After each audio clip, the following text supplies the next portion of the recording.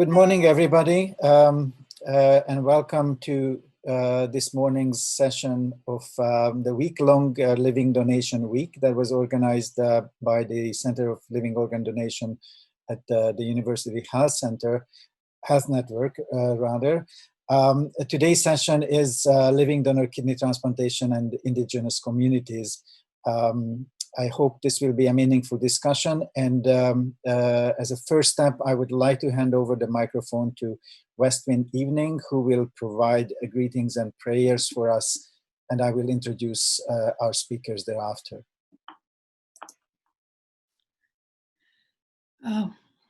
Thank you. Aning Bojo, Indinwe Maganatuk. Apingishwan Matu Nakshakwe, Nindishnakas, Fishing Lake First Nation, Treaty 4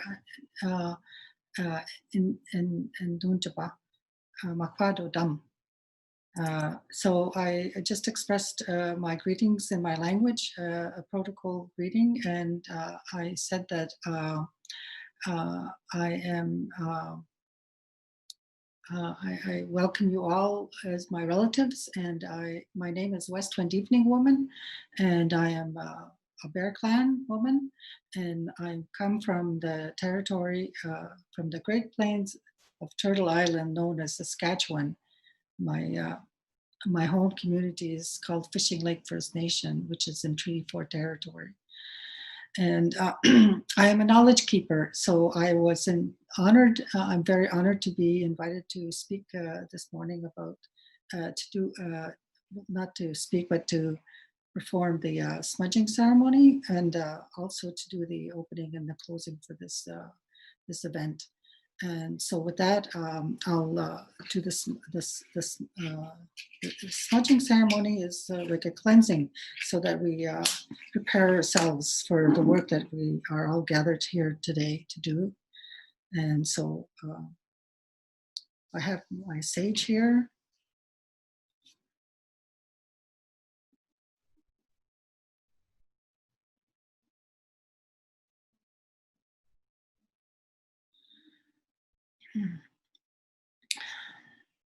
We give thanks to Kichi Manitou for this beautiful day, and all the 6 gifts of life that sustain our life each and every day.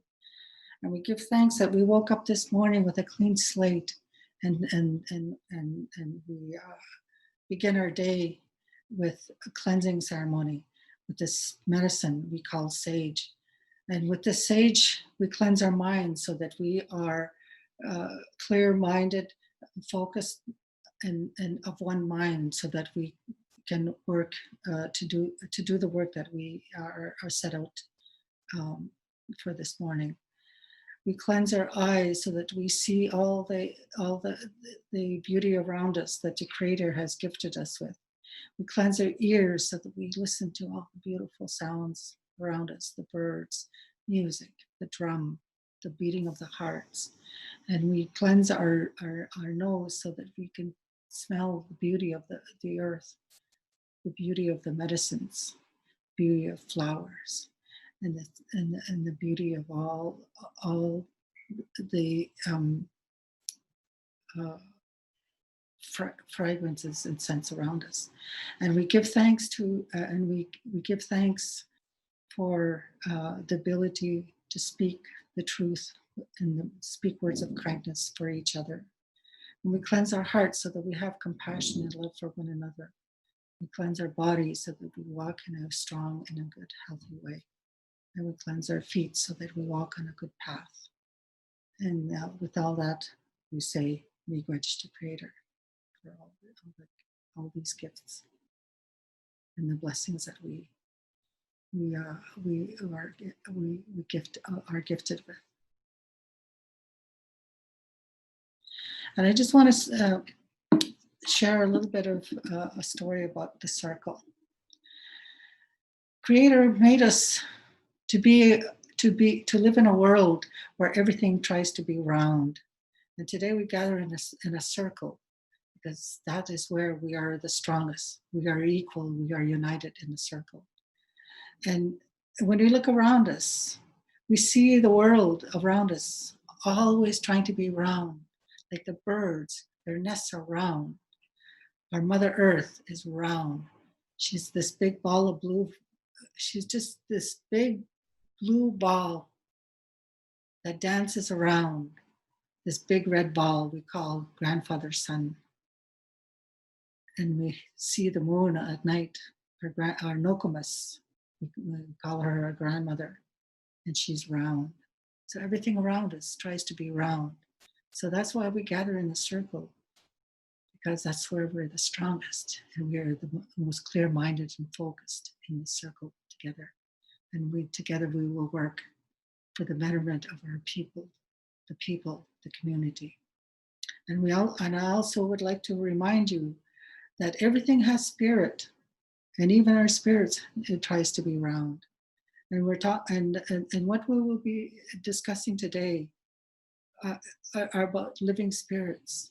Our bodies are living spirits, and it's very similar to when we go out and we pick our medicines. Right now it's harvesting time, and all our medicine people are out there, out in the bushes, picking fresh medicines. And this is what I present to you today: is fresh medicine.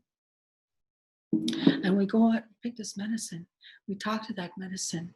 We give thanks to that medicine and say, "Miigwech for giving us health and good, helping us to be well." And we ask permission. Please help us, to help our people who are in need. And in this case, it's those in our community who are in need of organs to keep them alive. And so we ask permission from our bodies, from those people whose bodies who are offering their organs. We ask their permission, and we ask them in a good way, in a compassionate way. And so with that, I leave you. We begin our circle. Miigwech.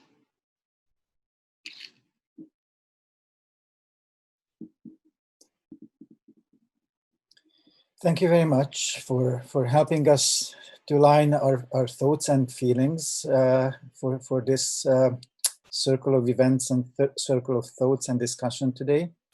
And I will continue with providing a few words of introduction about all the participants of this session today.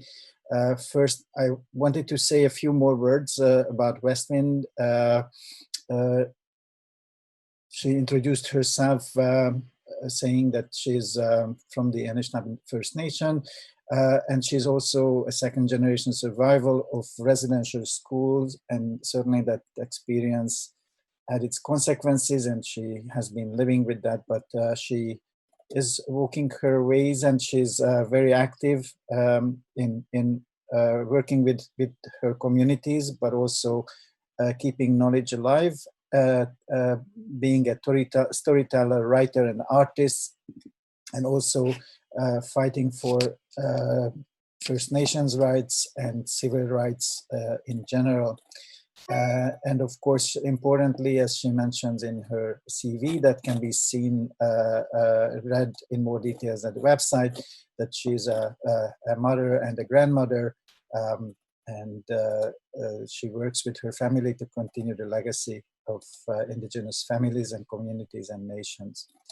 The next speaker will be Mary Bokage, who is from the Nipissing First Nation near North Bay, Ontario. She will be presenting her perspectives as a patient who lives with chronic kidney disease.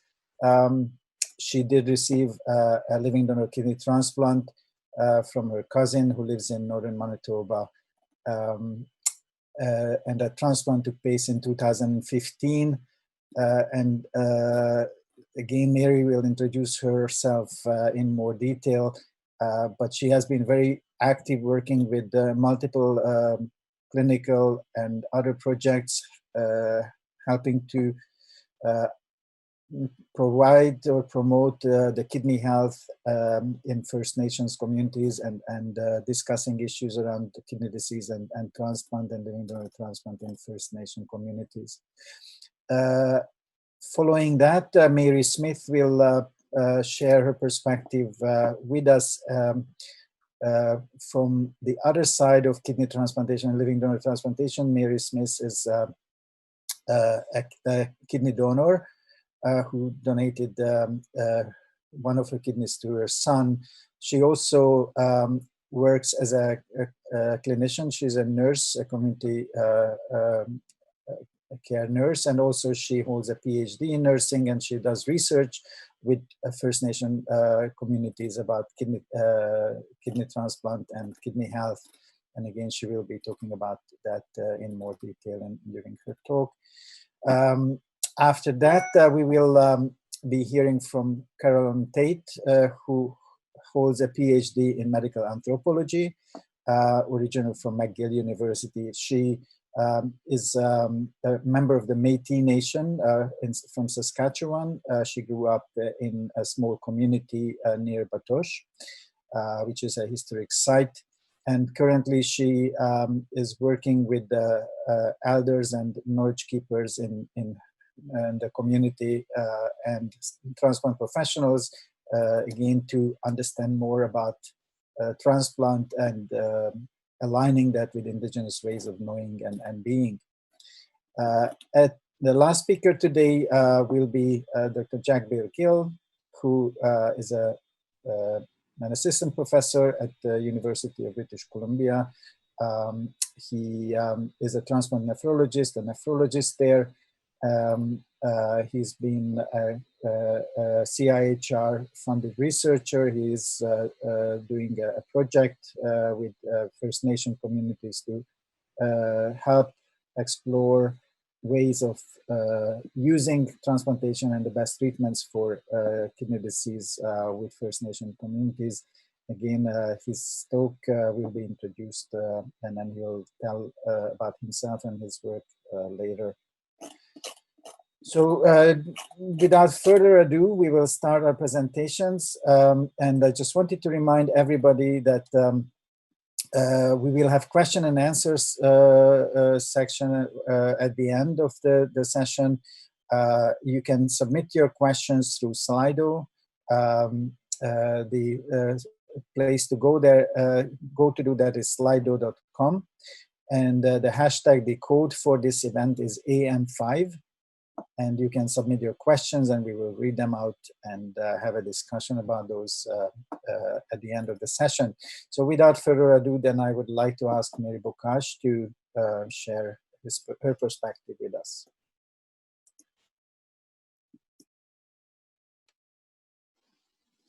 Good morning. Anin, bonjour, hello, bonjour.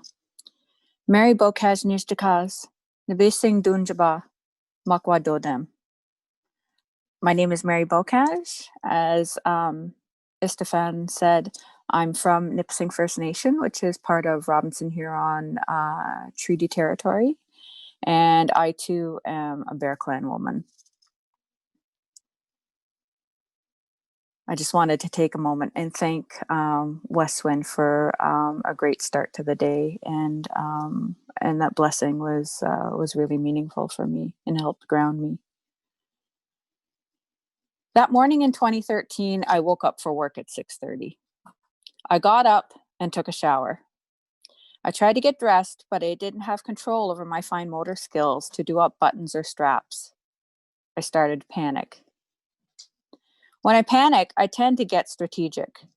I know I had to call somebody, either work, my mom, or 911. I managed to pick up my phone, but I couldn't tell my fingers to touch the screen to dial out. Now I was really scared. I was alone and I couldn't ask for help. I started feeling tired, so I lay on my bed. I kept my phone with me and tried to think of how I'd get dressed and get some help. Sometime later, my phone rang, and it was a colleague asking why I wasn't at work yet. She asked me questions, and I remember answering with one-word answers. I was thinking in full sentences in my head, but that's all I could get out. I felt lucid in my thoughts, but I had no idea I wasn't talking that way. She told me she was calling for help. I immediately felt relief that someone was coming. It's horrifying how small your world becomes when you feel helpless. Eventually, Mom arrived, and then the ambulance. I knew one of the paramedics. We live in a small town, and I grew up here before I'd moved away, so you tend to get to know everybody. I saw the look of concern on his face and confusion from my mom. I got help to get dressed. I was put on a stretcher, and we drove the 6 minutes to the hospital. Once we arrived, they took me in quickly. I was taken for blood work and x-rays. I was laying on the stretcher, and Mom was with me. The last thing I remember before I went into a seizure were the muddled voices of the medical staff approaching me. I woke up 4 days later from a coma. In that time, I'd been dialyzed daily and had been hooked to machines that kept me alive and monitored me. This was my introduction to CKD. My entire family gathered, including my mom, my son, my cousins, aunties, and uncles. Finding out later that they had to see me so helpless was truly heartbreaking. When I woke up, I felt significantly better than I had in months. This was not just about stress taking a toll on my body. At that time, I had recently moved back home to Nipissing First Nation, and returning home was a soft place to land for me after leaving my relationship of 22 years and everything else that had formed my adult life to that point. It was a bewildering time and overwhelming for me, but I felt I was where I needed to be. In retrospect, I'm glad that I was home with family during this time. When it came time to chat with the doctor and I needed to know everything, I was quickly brought back to earth.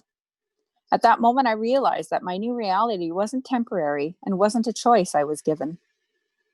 I was determined to learn all I could because tougher decisions were ahead of me. So I started a dialysis routine. I was a crash start with a huge learning curve. I tried to work through my dialysis, thinking that I could do it all. Quickly realized that that wasn't the case. Transplant was mentioned. I knew about transplant. Some members of my community had been given this gift, and of course, you hear about it in the periphery, but it doesn't really relate to you, so you don't really pay attention.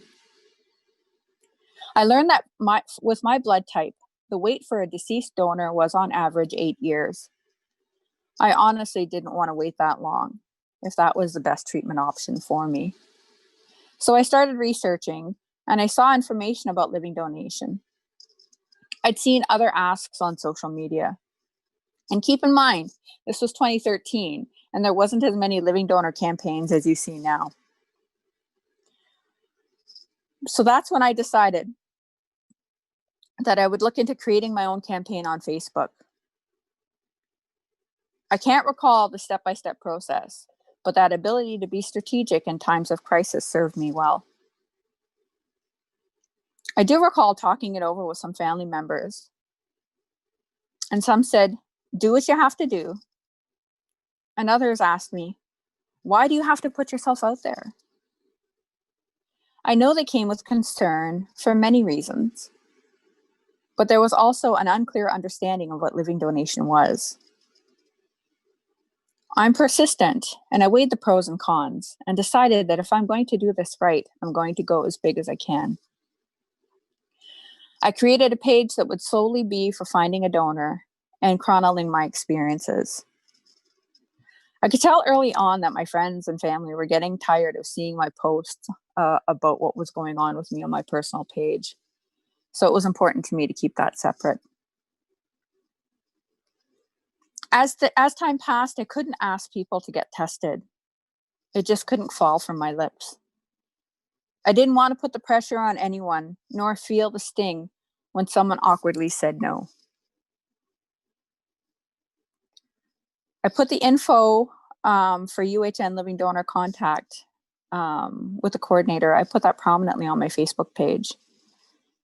I was pleasantly surprised that I had people come forward and tell me directly because they were so excited. I tried to temper that excitement in myself because I knew I had to cast a wide net, because I knew it was, it felt like a long shot for me. My cousin Janice lives in northern Manitoba. As a child, our Gokmas, our grandmother, always worried about them being so far away. My uncle was a miner and had to go where the jobs were.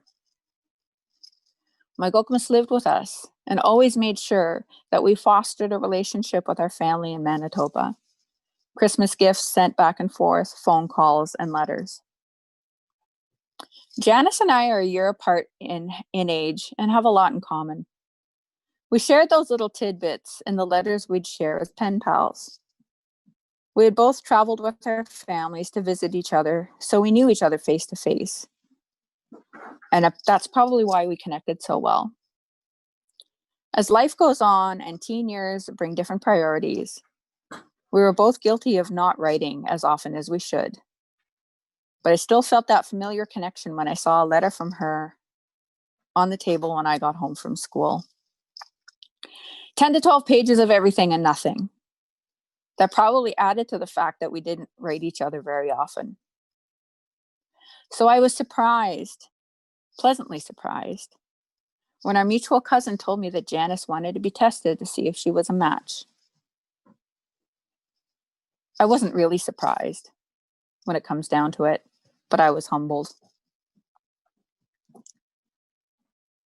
For my cousin, the expectation was that testing would happen in Toronto, but we knew that wasn't practical. So arrangements were made and she traveled the 8 hours from Thompson to Winnipeg. And once the test results were done, they were sent to Toronto from there. After testing, we waited and waited, sometimes with huge gaps of no communication.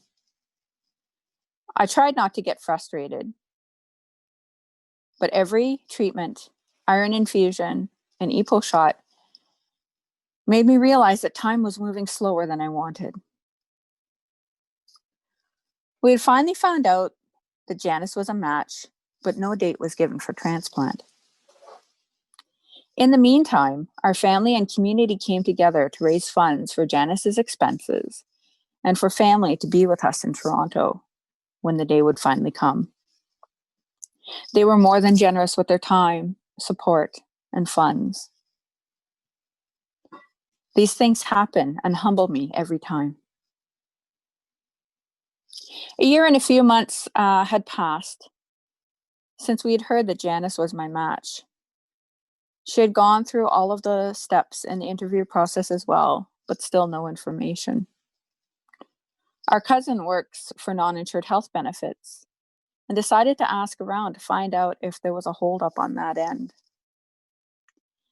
It seems there was some bureaucracy involved since we were dealing with 2 provincial governments and the federal government as well.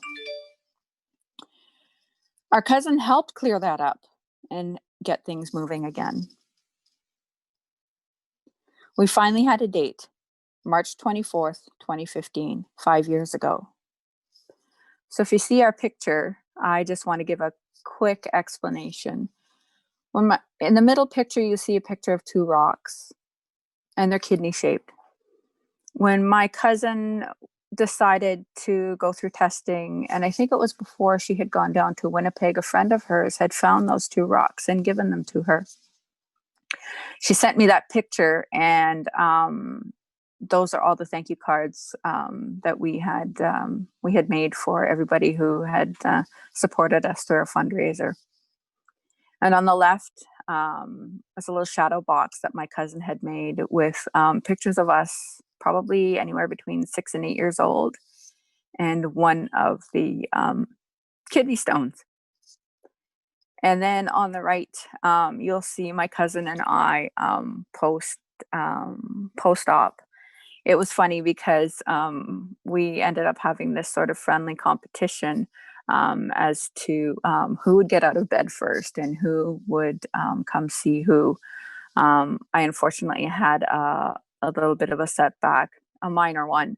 So I was still in bed, and she made a point of coming to visit me and sort of rub it in my face, but it was all in good fun.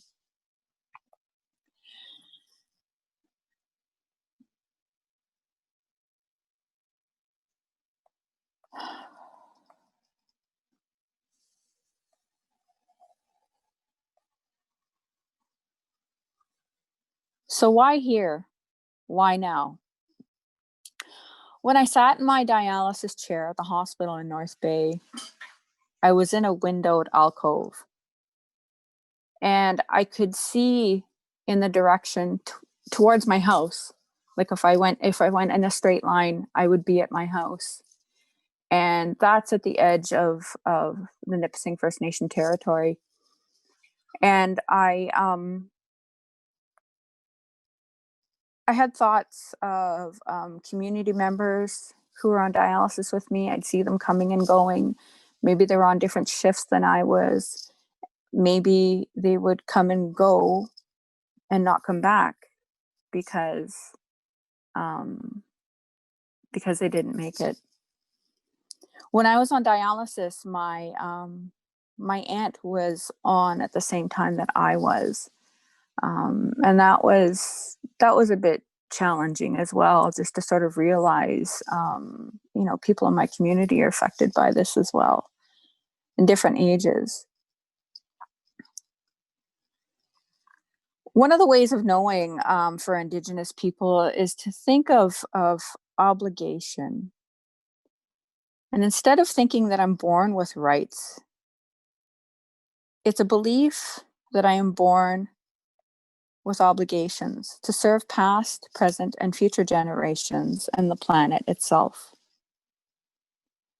While I was sitting in my chair, I realized that this journey was bigger than me and bigger than what was just happening to me. And I wanted to do what I could to make a difference in kidney disease, transplantation, and Indigenous health overall. And that was sort of my promise to the Creator once I'd had my transplant. I know it sounds lofty, but I put it out to the universe, and here I am talking to you. I'm forever grateful to be able to share my story and bring awareness to some of the challenges that I've experienced. I really like to try and put a positive spin on my stories, but the reality too is that some of the challenges that we faced were, we're dealing with, some systemic racial issues. Before I had been diagnosed with CKD, I had been in the hospital the day before because I wasn't feeling right. And long story short, my symptoms didn't seem to jive with anything. I wasn't really tested, and was sent on my way. And then I was back the next morning, as you heard in the beginning of my story. My cousin, who had experienced pain after her transplant, had been told that when she was discharged, if she needed any other medication than the few pills that they'd given her, to come up to the to the living donor floor, or to the donor floor, and they would help support her. So she called, and she was really judicious about using the pills because she knew what they were, and she knew how powerful they could be. But when she called, they told her to go in to the ER and wait and be treated there because there was nothing they could do for her. And so she gave me her gift. She gave a piece of herself to me, literally, and ended up having to wait in that ER for 6 hours. And her treatment wasn't always positive in that experience. And I was really upset for her because I took it personally, because she had done all that for me, and, you know, and she felt discarded at that point, on many levels.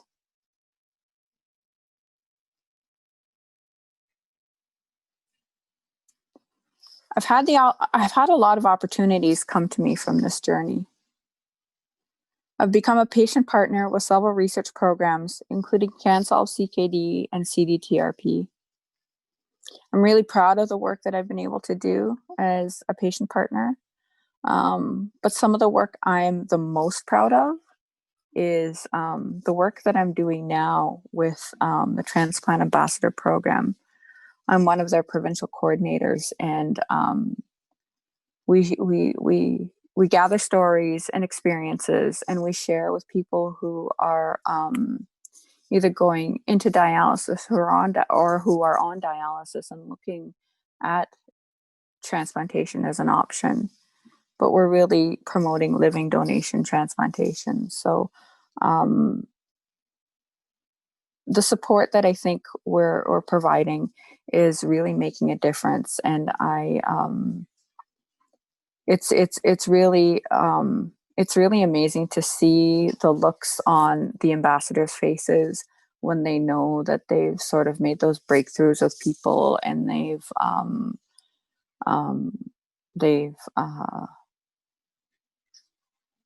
you know, people are coming to them, or people are wanting to speak to them, or they do an education night, and they're, you know, they're seeing firsthand that their stories and their experiences are impactful.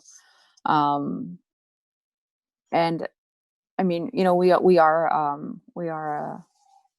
a research project, and you know, still trying to navigate our way through that. But I'm really excited and hoping that that there's more can be done, and as we move forward. As for my cousin and I, we left each other in Toronto sometime in April, probably about almost a month after the transplant. She stayed a few weeks with me just to, you know, so we could spend some time and actually be with each other as we healed through this. The sad part is we were looking forward to getting together this year on our 5th anniversary, which was March 24th. But as we all know, a few weeks prior, pandemic was declared, and we haven't been able to spend that time, and which was really kind of disappointing for us, because we haven't seen each other since the transplant, just because of logistics and life, and just the way things, you know, just the way things carry out.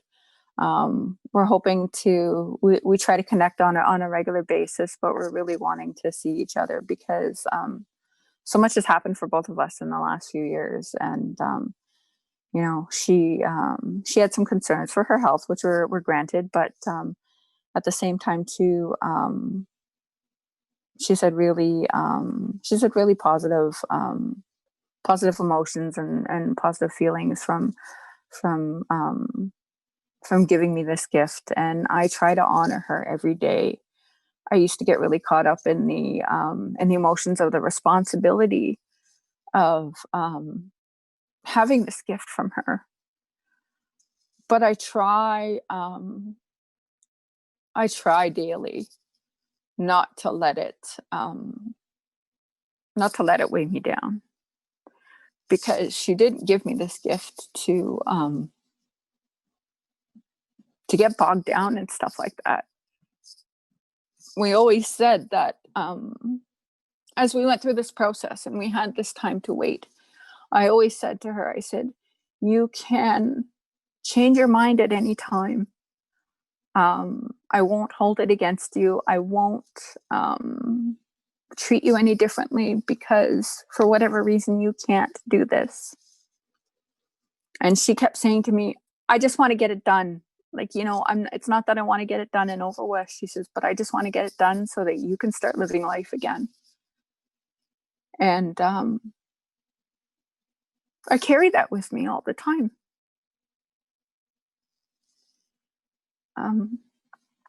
I just really, really grateful. And especially having a crash start, I had no, I am a diabetic, but I had no knowledge that I had kidney disease until, you know, a crisis point. So, so for me, that selflessness just, in the end is really, really empowering. Miigwech.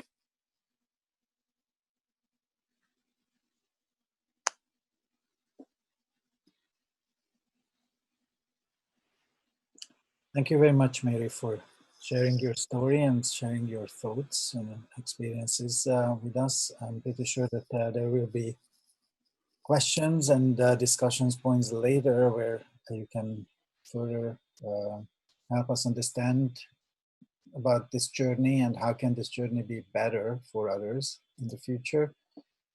For now, we will move on to the next presentation, and I will ask Mary Smith to share her experiences as a living donor. Thank you. Miigwech, we do kazo much kiki mini kwe in addition to cause chimney na dunjaba. I'm also told I am of the Makwa clan, so I'm just saying big thank yous. And my name is Mary Smith, and my community is the Bosle First Nation Chimney, located on Christian Island, which I will get more information soon about. So many thanks for having me here today, and welcome everyone.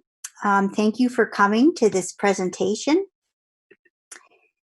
Just making sure I'm not muted. And I would like to acknowledge the land of all First Nations people. Speaking about the land and its history is very important throughout this presentation. And it is also very important to know the connections and the relationships with the people in the land. My family are the Anishinaabe Potawatomi. I also have many family, non-Indigenous, German, English, Scottish, and Irish, and I respectfully acknowledge them all, and I love them dearly. Also, I am so appreciative to be involved today in this webinar. I speak throughout this presentation. I invested within Indigenous kidney health through both family and personal experiences, and this all relates to my present work as well, which I will speak to more so soon. Like Mary, I'm involved with the CanSolve Network through the Indigenous Peoples Engagements Research Council. I've also been very much involved with the Kidney Foundation of Canada as a volunteer and through my present research, and recently a member of the CDRTP as well. Sorry, I'm confused always with these acronyms. With regards to any disclosures, I am also the lead for the project called Circles Towards Indigenous Solutions for Kidney Health, a strength-based approach, and this is funded through the Kidney Foundation of Canada, which I am so thankful for. The slides in this presentation, like this one here, include many pictures of the islands in the area which I live. It is a breathtakingly beautiful area. This one here is Giant's Tomb. It's a big island that I seem to look at every day. It's located in southern Georgian Bay in Ontario. And legend has it that the big giant Kitchewanawa sleeps there. This is the big hill visible on the island. Apparently he became angered when he learned that his love was already engaged. Typical situation. He picked up some dirt and flung it in the water, creating the 30,000 islands, and then laid down to rest. So in this presentation, I will be speaking mainly to my experiences as a kidney donor and how this experience led to my present research. I just want to say that I use the words Indigenous and First Nations interchangeably. However, I like to use what I consider the real words, Anishinaabe for the Ojibwe and Haudenosaunee for Mohawk people. Okay, so I'm just going to go on to the next slide here. So Christian Island, or the Bosley First Nation or Chimnasing, is my community. And if you look at the far bottom left hand picture there, the purple area, that little purple thing in the water there that kind of looks like two ears and a tail, that's Christian Island or Chimnasing. This is the home of my family and many relations, and it's located at the southern tip of Georgian Bay in Ontario.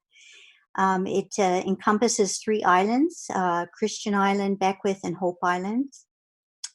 Christian Island is the the colonial name given to the geographic area. However, we call it Chimnasing, which means big island in Anishinaabe.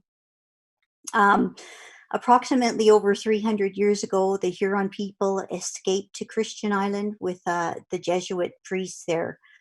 They sought refuge from the battle with the Haudenosaunee and the Iroquois tribe at that time.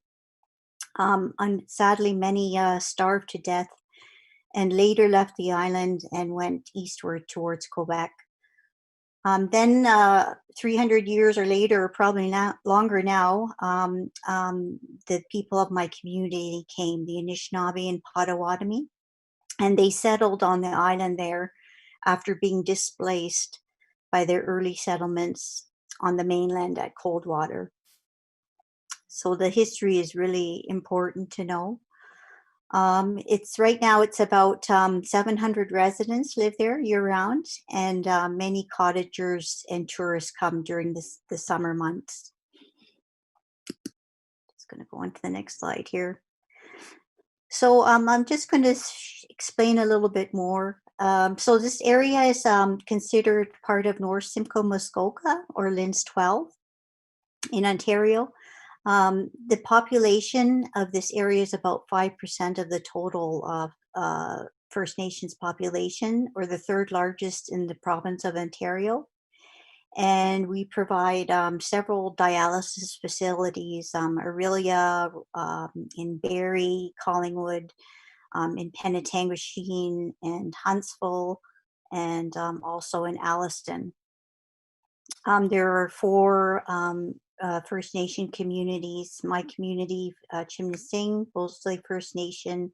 There's also Moose Deer Point, Rama, and Wata as well. It's just, I like to explain this because as I will be speaking more towards our work, it's good to have a good idea of that area.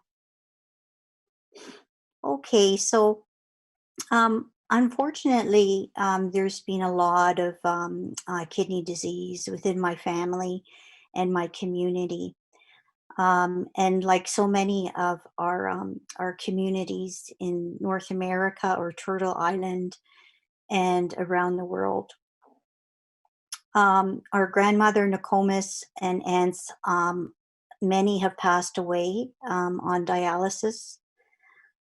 And this has meant extreme sadness and hardship for my community, where we have lost both young and elders as well to kidney disease. I've written about this in the past in autoethnography while I was a student at the University of Victoria.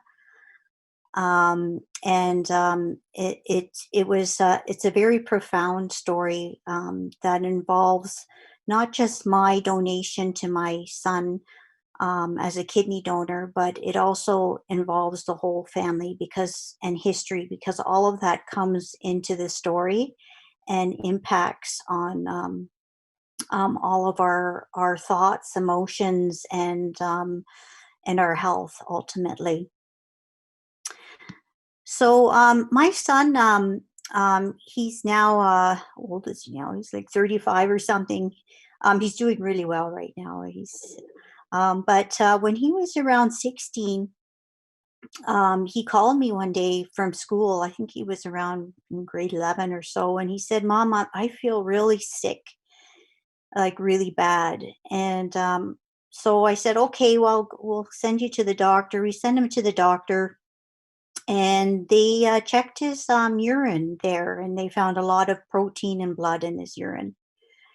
And from there, he went and had a battery of tests. He had an ultrasound, and then he eventually ended up having a biopsy in Aurelia. And the nephrologist was fantastic. He pretty much knew right away that he had something called IgA nephropathy. And sure enough, that's what the biopsy showed. And this was somewhat particularly unusual to me, because I was, as a nurse in my community for many years, I was familiar with seeing kidney disease as a result of diabetes. However, my son has IgA that caused his kidney failure. So back in 2009, my son's kidney function went down very low, lower than 15%. And I became, because I was reading a lot, and of course very worried being the mother. And my son said, I don't want tubes in my body. I would rather die. I don't want to be like, our grandma. He had brought her medicine, and she refused dialysis at the end of her life.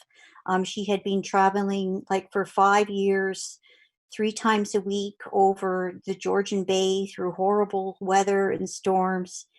And she after I think it was around 5 years, it was enough. She had enough of that, and she passed away in our community very peacefully, surrounded by family. But my son grew up seeing that. He saw his aunts, two of his aunts, pass away. Both were on dialysis and waiting for kidney transplants. They never got them. And he said, I don't want dialysis. I don't want tubes in my body. I don't want hoses in my body, I think he called them. So, I was reading a lot, and I learned about preemptive transplants. And this was really a new concept to me, that you could possibly get a kidney transplant before you needed dialysis. And I spoke to about it with our nephrologist, who was fantastic. And sure enough, um, I said right away from the start, I will donate my kidney. To me, being part of the Bear Clan, you know, I'm a nurturer, and I would give my life, for my children, just like a bear protects his youngings. So yeah, so fortunately everything worked out, which was really like a beautiful miracle. I was able to donate my kidney to my son um, before he needed dialysis. And we were able to have the transplant actually on the day after my daughter's birthday in 2010, in January, at the Toronto General Hospital. And, it even though it was so challenging to travel to Toronto and attend all those all the tests you have to go through for that, and there were so many. I remember having an MRI on Christmas Eve, and we were always trying to get financial assistance then, because it's very expensive. You have to leave work, you have to travel long distances, and because we are status First Nations, we're supposed to be covered under something called non-insured health benefits, which means you have to ask permission first before every test, called prior approval, through your healthcare providers, who are often extremely busy and overworked already. And this was such a irritating, frustrating process. And I could see how people would just give up or get lost in the paperwork, or if you didn't have the ability to always, be on top of everything or felt sick, it would be very challenging to do that. But we were able to manage to get everything done, and thank goodness to the excellent healthcare providers that we had. Our experiences with the Toronto General were really, really wonderful. Except my son did say one thing. He said he overheard them say, the kidney in room whatever. And he felt like he was just a piece of meat. He was just thought of as a piece of meat. So language is so important, in that respect, is so critical. And the hospital was fantastic. They allowed him to have his tobacco in his hand during the surgery. And this was extremely important, knowing that his our ancestors in the spirit world were there with that tobacco, and guiding our future, what would happen. And his future would mean that he would live healthy with my kidney. So, which is just just an incredible experience, just amazing. I often said it was like giving birth twice. um yeah so so anyway, and oops, oh no, that's not what I wanted to do. Let me go back here. Okay, and during the workup for the transplant, we often smudged where I worked at the health center on Chimney Singh, and that was like a way of cleansing, and cleansing those negative emotions, those fears. And it brought us together when we would smudge together in our workplace, and it's part of that circle, that where we're all connected, and with that circle where we're all connected in the community, we have that strength. And this is why we have survived and thrived through this history that almost destroyed everything.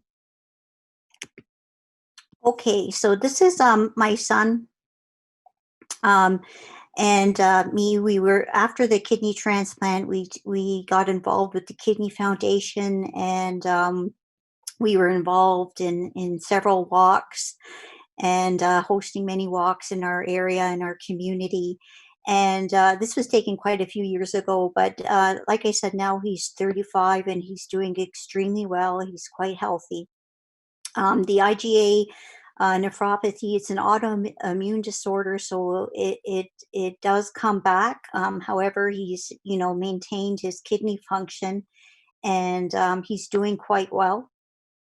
He is required to have some testing done through the nephrologist in Toronto, and usually he had to go actually to the hospital. But during this pandemic time, he's able to do a lot over the phone and online. So he actually likes that. And one thing he does complain about is that he finds that our benefits, like through non-insured health benefits, are seem to always be changing, so that he has to pay more. He doesn't get any help for transportation, and one of his medications he's having to pay more for. And we still need to get to the bottom of that. What's going on? All right, here. I know I only have till 10 o'clock, so I won't take too long. So now I'm going to get a little bit into the research. So when I had the kidney donation back in 2010, I never thought it would lead to me becoming involved in research. But the Creator works in mysterious ways, and it just seemed to come forwards. And I feel very privileged and thankful that I can be involved in our communities. And this is really important work. but it's not easy at all. It's very challenging. So when I became a student at the University of Victoria in my PhD, um, I I wanted to do kidney research. Actually, at first I started with mental health, and then I realized I needed to follow my passion, which was trying to help my community with kidney health.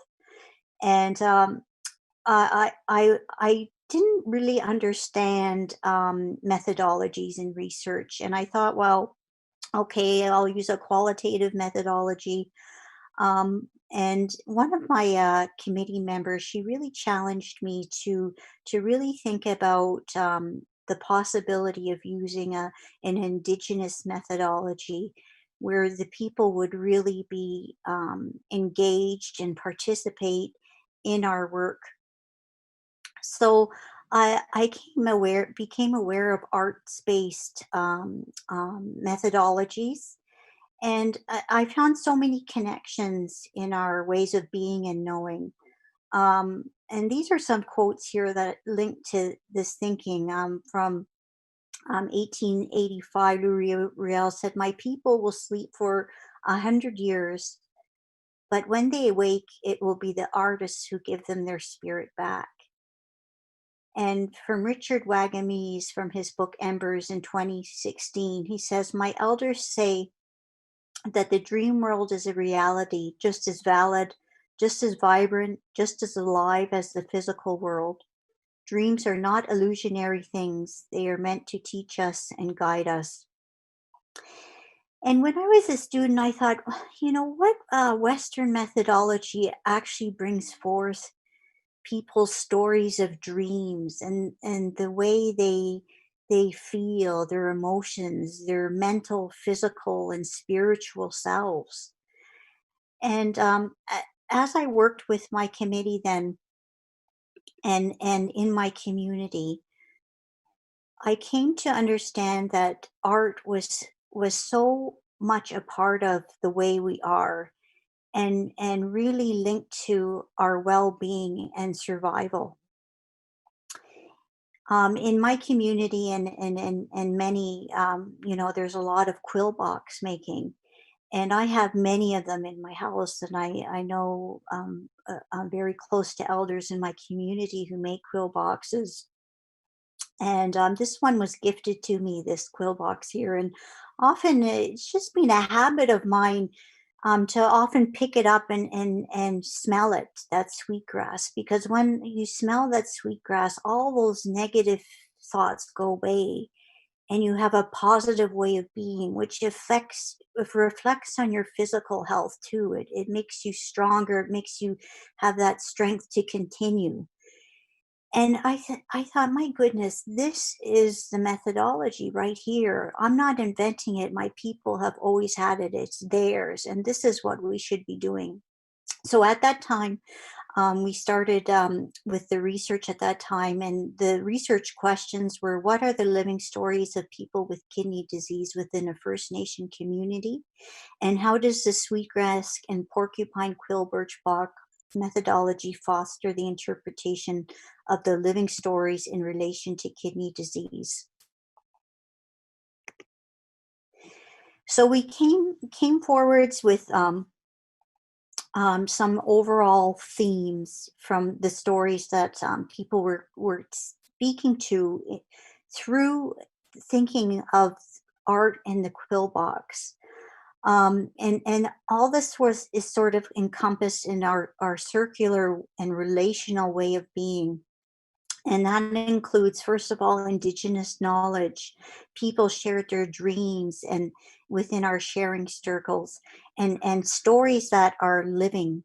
I know I have one more minute here.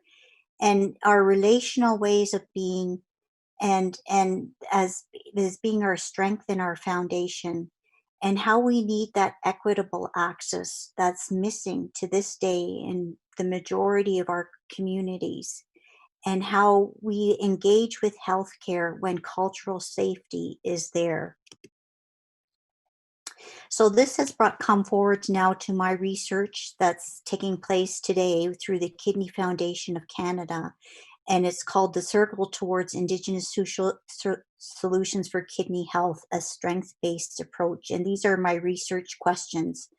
What are the strength-based approaches to kidney health, prevention of kidney disease and kidney failure? And in what ways can healthcare foster Indigenous strength-based approaches to further kidney health, prevention of kidney disease, and manage and care for those with kidney failure? Big questions. And this is my research team. It's incredible. Many are from our area in LINS 12. Here on the far right, we have Aaron Sunday, who's the captain of our ship that goes over to ferry from Cedar Point to Christian Island. He's had a kidney transplant, is doing great. And our former chief, Val Menague, who's our research assistant, is an incredible, and several of our communities and research team as well.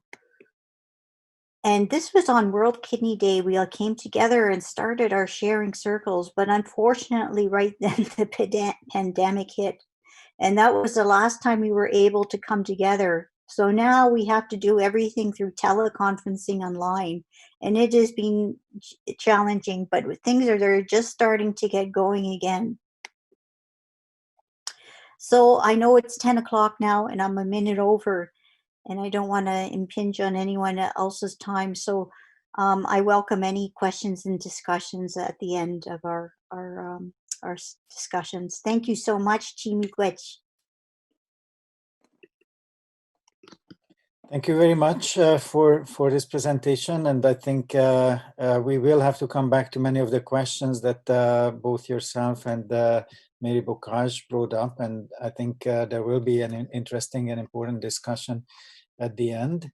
And thank you very much for keeping to the time, although I think we have time, and these questions are important enough to dwell upon them and get to the bottom. So we will hopefully try to come to that at the end.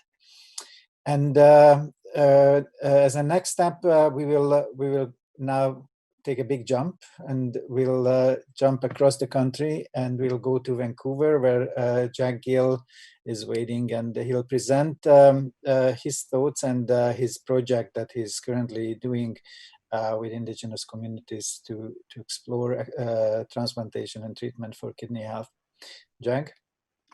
Thanks very much, UHN. And thanks very much to the organizers and the other speakers for allowing me to be part of this session this morning. I'd like to obviously start by acknowledging that I'm speaking today from the traditional, ancestral, and unceded territories of the Squamish, Tsleil-Waututh, and Musqueam nations here in British Columbia. You know, my involvement in this work has been something that's been incredibly rewarding to date. I'm a transplant nephrologist. I'm from Vancouver and born and raised here. My parents are immigrants from northern India, came here back in the 60s. And equity is something I've always kind of been interested in. And, you know, as a transplant nephrologist, one of the things that really drew me to this field was the hope that we provide to individuals, right? There's lots of bad news in kidney disease. There's lots of challenges that people have to face as they face this disease. But transplantation always appeared, at least externally, to be a bit of a beacon, right, and a hope for people for a better life and a better quality of life. And you know, and I think this work has really reinvigorated that for me, anyways. So it's been an absolute privilege to be involved here. You know, what I'm going to discuss today is the Bridge Project, and I'll give you a bit of background and then talk through kind of where we're at currently and how we got to this point. And this is a very kind of a targeted way to address some of the challenges that we have in our health systems that may be contributing to difficulties that people from Indigenous communities may be facing in accessing transplantation. And so by way of background, and I'm not going to belabor this too far here, but you know, we don't have a ton of data. is the truth in terms of really understanding what access looks like to transplantation. We have pretty crude metrics. We look at numbers of people that get a transplant, numbers of people that have end-stage kidney disease, and those kinds of things. But so I'll right away acknowledge that this data is not great, but we'll take it for what it is and kind of look at what the numbers look like. And we've known for years that if we look at Indigenous populations in Canada and compare them to non-Indigenous populations, that we aren't seeing the same level of access to transplantation. And really the reasons that have kind of underlie that have not really been well understood. Some important statistics that people have looked at and around this nationally is that there is a higher incidence of kidney failure among Indigenous populations. Survival on dialysis is about 60%, but 50% less likely to get a kidney transplant. And another important consideration, obviously, is where people live, right? And I think the way our health systems are organized, and this varies from province to province, but certainly in British Columbia, everything is very much urban Vancouver based, and then you have kind of a fan out system. And so individuals that are living in remote areas are obviously going to have a harder time getting connected to the programs and getting access to some of the care that should really be available in their backyard. So this program, this opportunity came about through the Canadian Institute of Health Research had a funding opportunity to look at implementing change on a provincial scale. And this is something we had been talking about, and this was a great opportunity to try to garner some funds to move this project along. So this is a provincial program. It's a BC-wide program for Indigenous communities to gain equitable access to kidney transplantation. The focus really is on living donor kidney transplantation in this study.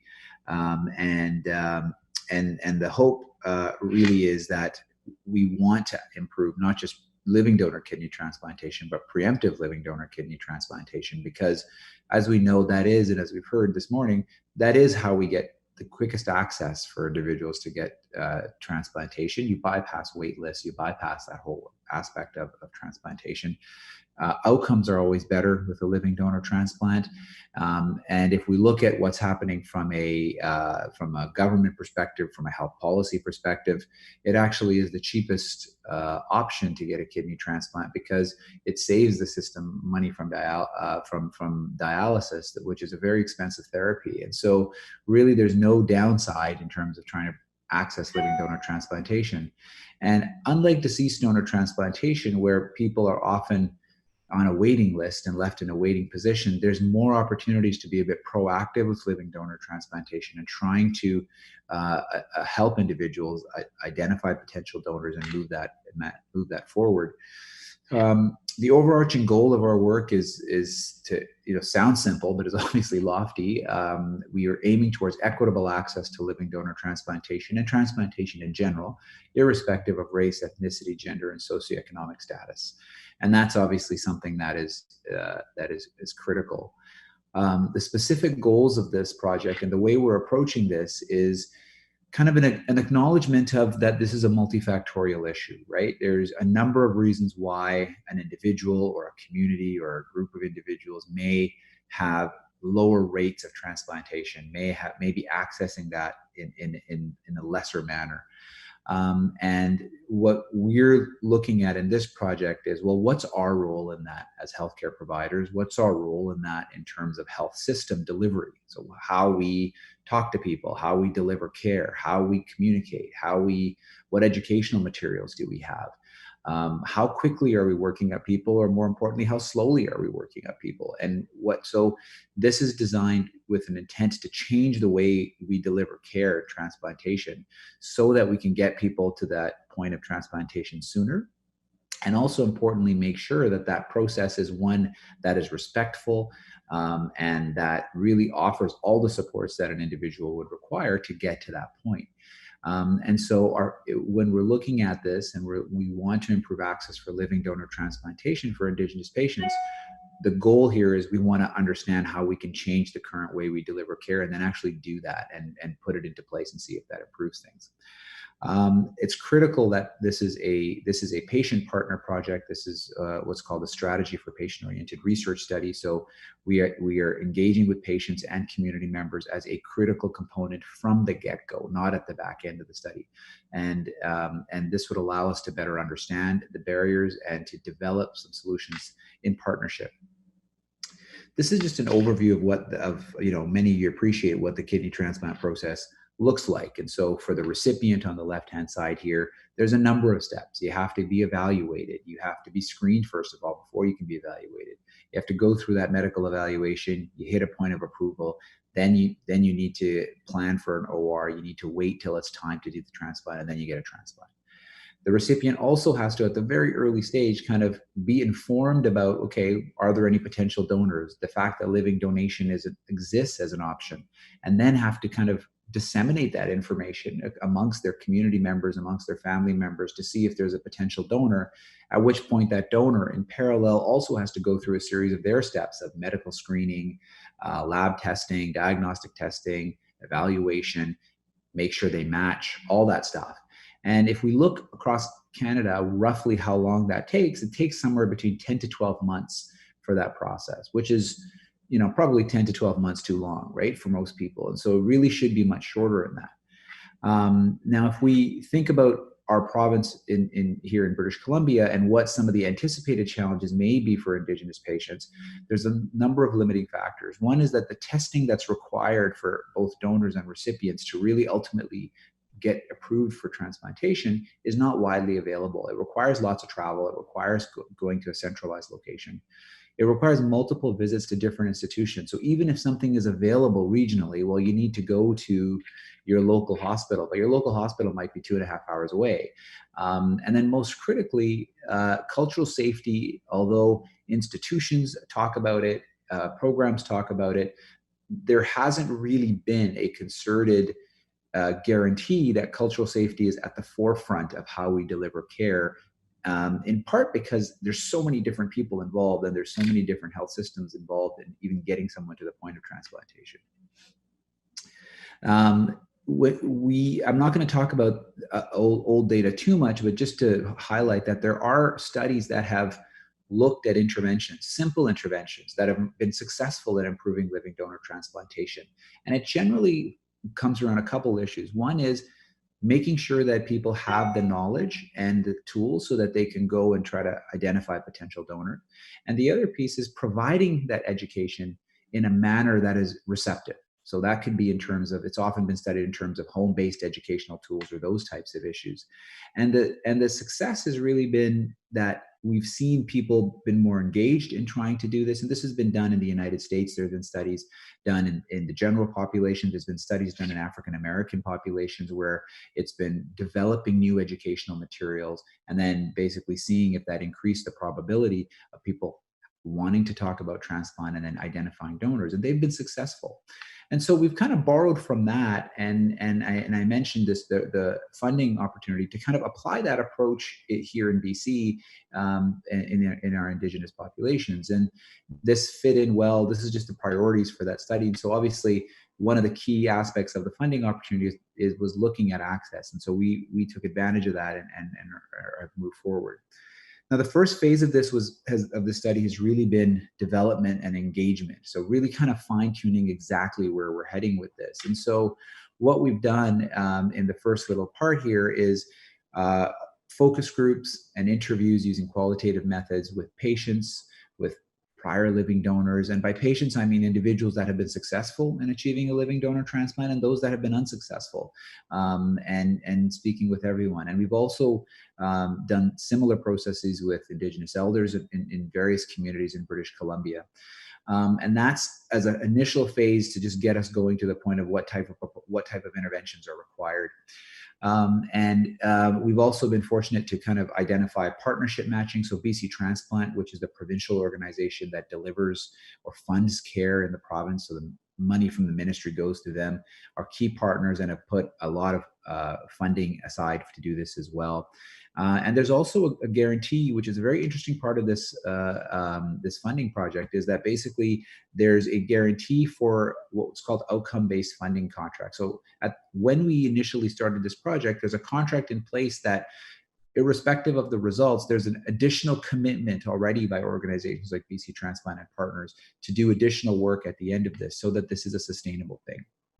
Now, I want to talk a bit about the feedback we've gotten. And, you know, a lot of this is we've heard themes of already this morning, but really some of the key issues that have come up in our work so far is that clearly there's discomfort in approaching the community regarding living donation. And that's something that we've heard repeatedly.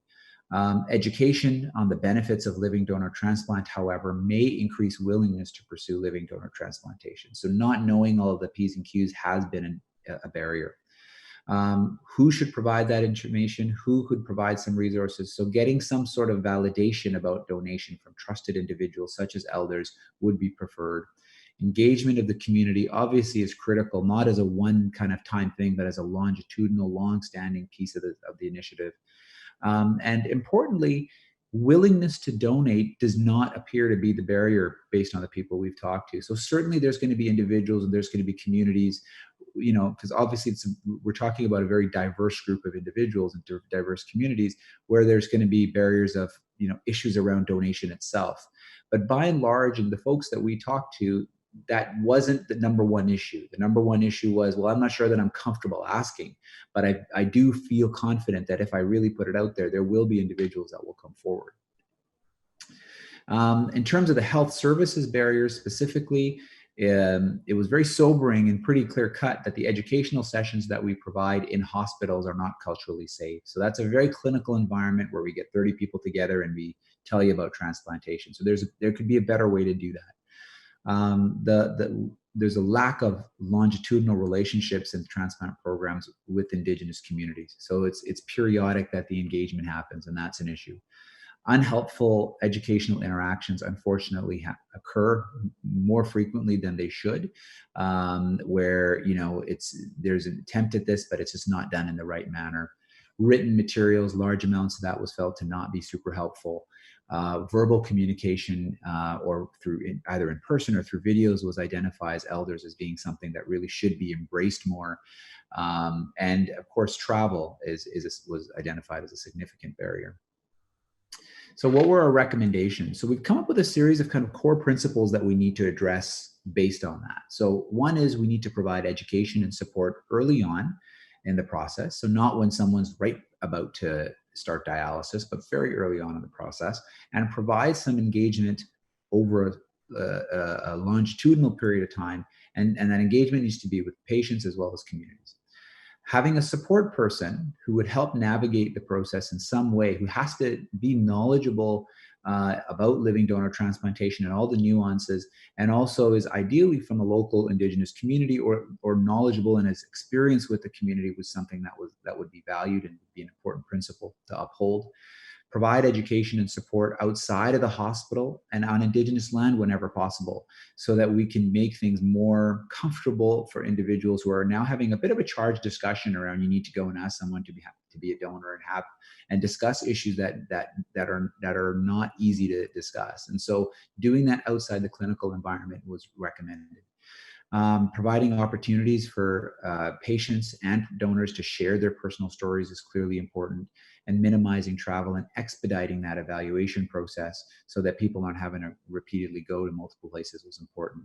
And of course, ensuring cultural safety throughout the transplant process is kind of underpinning all of these things. The other important piece that really has to be addressed here is post-donation, what happens. So making sure that we don't drop people, so to speak, at the point of donation, and that we are maintaining that relationship after donation to ensure their safety and to ensure their engagement is another critical piece. And so there's 5 kind of key components based on that make up this initiative. So the first component is that we are developing new educational materials. And so we're starting to partner, for example, with filmmakers from the Indigenous communities to try to develop videos that would be tailored, that we're going to provide educated support in terms of information and those kinds of things, show experiences with patients. We've kind of thrown away everything that we had and said, how do we present this information in new ways? So we're developing those tools currently. The other key part of this is facilitating a streamlined evaluation. So that would be likely through the role of a patient liaison and working with the transplant program and working with patients to make sure that we are really streamlining that workup process and not delaying things too much. Help people that are interested in living donation on the flip side of that also navigate the process a little bit better and more quickly. Ongoing community engagement to make sure that we are present in the community and that knowledge around kidney disease and around organ donation is at the forefront and key events, and that becomes a more comfortable and regular conversation in the communities that we serve. And of course, ensuring cultural safety, which at the very base, we're doing Isanias training across everybody, but that's kind of the bare bones.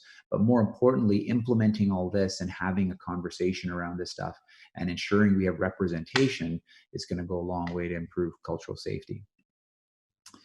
I want to acknowledge our partner organizations. This is a lot of individuals involved. The Provincial Health Services Authority is the body that actually provides the funding from the Ministry of Health to transplantation and kidney disease management, and that's through the BC Renal Agency and BC Transplant, both of whom are partnering and providing significant funds and support for this work. The Kidney Foundation of Canada is a key partner to help us engaging with communities. CanSolve CKD, we've heard about a couple times, and we're working with that group to get feedback and also work with them because it's a continuum of care from chronic kidney disease to transplantation, and we don't want to ignore that. I talked in the Canadian Donation Transplantation Research Program as well, and of course the funding from CIHR. This is our team. This is Elisa. This is Adrian. Elisa's our patient partner who's been with us from the absolute beginning and actually has really done most of the work in terms of laying out what we need to address, how we need to address this. This is Elisa's donor, Adrian, and they've both been absolutely instrumental to us really getting anywhere here. Here's our group of researchers, which includes health economics piece, as well as our coordinators, as well as qualitative researchers. I'd like to acknowledge Kelsey Louie from our clinician engagement team. Kelsey is a family physician on Vancouver Island and is heavily involved with the First Nations Health Authority and has really been essential in terms of helping us and validating some of the things we're looking at. These are the other clinicians that are involved in various aspects of care, and of course the policymakers that are partners. Now, as we're kind of in phase 2 right now, we're working on outlining the province-wide implementation of this. So this will be rolled out across the entire province. We'll be measuring key clinical outcomes to ensure that we have success, and we'll be providing kind of, you know, a cost evaluation as well, so we know exactly what this costs. Just going to skip ahead a little bit here in the interest of time. When we're approaching this and implementing something, it's important that we apply a framework to really look at this. So we need to say, how are we going to reach how's the intervention going to reach everybody? How effective is it going to be? And more importantly, when you're measuring how effective it is, we have to look at every step along the way. Was it adopted? Where was it adopted? Where was it not? And so it's requiring a real measurement of every step of the process in transplantation so that we can track how this is going. And also, of course, what the ultimate outcomes are. And so just wanted to run through, not in detail, but the types of outcomes we're looking at. So our main outcome we want to measure at the end of this is access. And we're going to look at that in a number of different ways. We'll look at that in terms of the number of living donor inquiries, the number of living donors that are evaluated, the rates of living donation and living donor transplantation, also the changes in the proportion of living donor transplantation in Indigenous versus non-Indigenous populations. And there's a qualitative outcome measurement. So we really critically are looking at what the views are and what the perspectives are of individuals around the process as we move through this, because obviously we want to improve access to transplantation, but also critically we want to make sure that the experience of going through this evaluation of transplantation is one that improves from where it is now. And then, as I said, there's a number of implementation and service outcomes to measure the processes along the way, including costs, so that we can inform policymakers. I think I just want to end by thanking everyone that's been involved in this work so far. It's been really a lot of work and a strong commitment by our patient partners, especially, who are juggling so many aspects of their lives to make this move forward. But also, I'd like to acknowledge the policymakers and the researchers and everybody that's really come together. And as I say, it's one of the most rewarding things I've been part of so far in my career, and I'm excited for kind of where this takes us. So I'll end there, and we can have questions in the end. Thanks very much. Thank you, Jack, very much for showing us details of this amazing project. I'm sure that there will be questions about some of the details. I think it is quite important, and many of us can learn from this project and the process that you got to this point from. Continue the flow of this session. We will now ask Dr. Caroline Tate, who will talk about a similarly kind of a broad perspective of addressing systemic barriers to LDKT, a work that she has been doing with her communities and others around, and healthcare professionals in Saskatchewan. Please give us your talk today. Thank you. So good morning, everyone. I hope it's very odd being in my home and giving a talk like this. So I hope that you can hear me. And I want to thank the organizers for inviting me to attend. And just so you know that I'm on Treaty 6 territory, and also the homeland of the Métis, so the Métis Nation. And I'm a member of the Métis Nation from Batoche, near Batoche, Saskatchewan, and grew up in a Métis community, and so that informs a lot of my work and the work that I do, and I'll just go to my next slide here. Oh, here we go. Sorry, is it moving forward? What am I doing wrong here? Hey, Carolyn, if you just click with your mouse on the PowerPoint, it should move forward. Okay, I am doing that. I'm not sure why it's not working. Can you move it for me? I can, yeah. So if you just say next slide, I'll advance it. That would be great. I don't know why that's not happening. So what I'm going to talk today is about our First Nations and Métis organ donation and transplantation think tank, and how we came to the place where we decided that this would be an appropriate approach, not only from a research point of view, but also service delivery, and also because of the explosion of cultural safety. And my colleagues, and I very much appreciate the presentations from my colleagues. I think this leads very well to talking about the value of the work that we're doing in Saskatchewan. And I also want to thank our elder for the opening as well, and opening us up for this meeting in a good way. So the idea around the think tank actually came out of a conversation that I had with Dr. Michael Moser, who some of you may know, who's a transplant surgeon here in Saskatoon.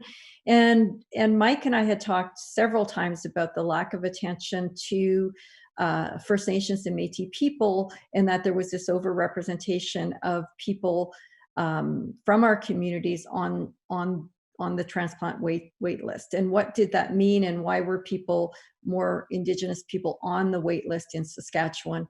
And so I started just informally, as I was doing other work, talking to First Nations and Métis people, because I do work a lot of work in mental health and child welfare. And so in the process of just hanging out with people, and I'm an anthropologist, and talking to people about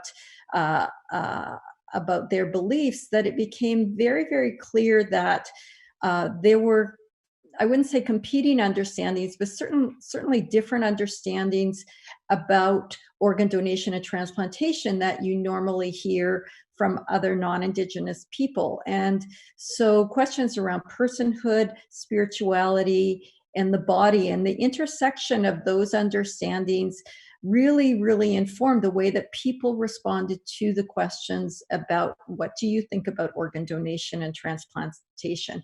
And it really varied, and it varied even within communities. And it certainly varied generationally, which was something that became quite interesting early on, with the younger generations really seeing not as much problem, but some of our older people talking very much about cultural beliefs about the body and spirituality and personhood. And I'll go into that a little bit more later. Can I have the next slide, please?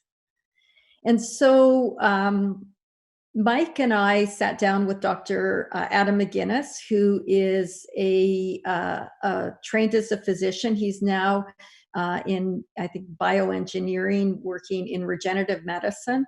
And Dr. McGinnis is a Métis. He's one of our Métis leaders in the province. And so, talking to them about what we should do. Should we have a research project? What should we establish? And we came to the point where we decided that we wanted to flip things around a bit. And so what we felt was that, and I certainly push this, so oftentimes around complex health issues, and I'll use the example of suicide. And many of you know that the rates of suicide in our First Nations, Métis, and Inuit communities tend to be higher in certain geographical areas across the country. And I've been in this situation as someone who works in mental health, that you are invited to a meeting, maybe that meeting's funded by the government, and all Indigenous people arrive from across the country. You're put into hotel rooms or into a hotel ballroom, and you're given flip charts, and you're asked over a couple of days to come up with solutions and to say, how do we address suicide? How do we do suicide prevention in Indigenous communities?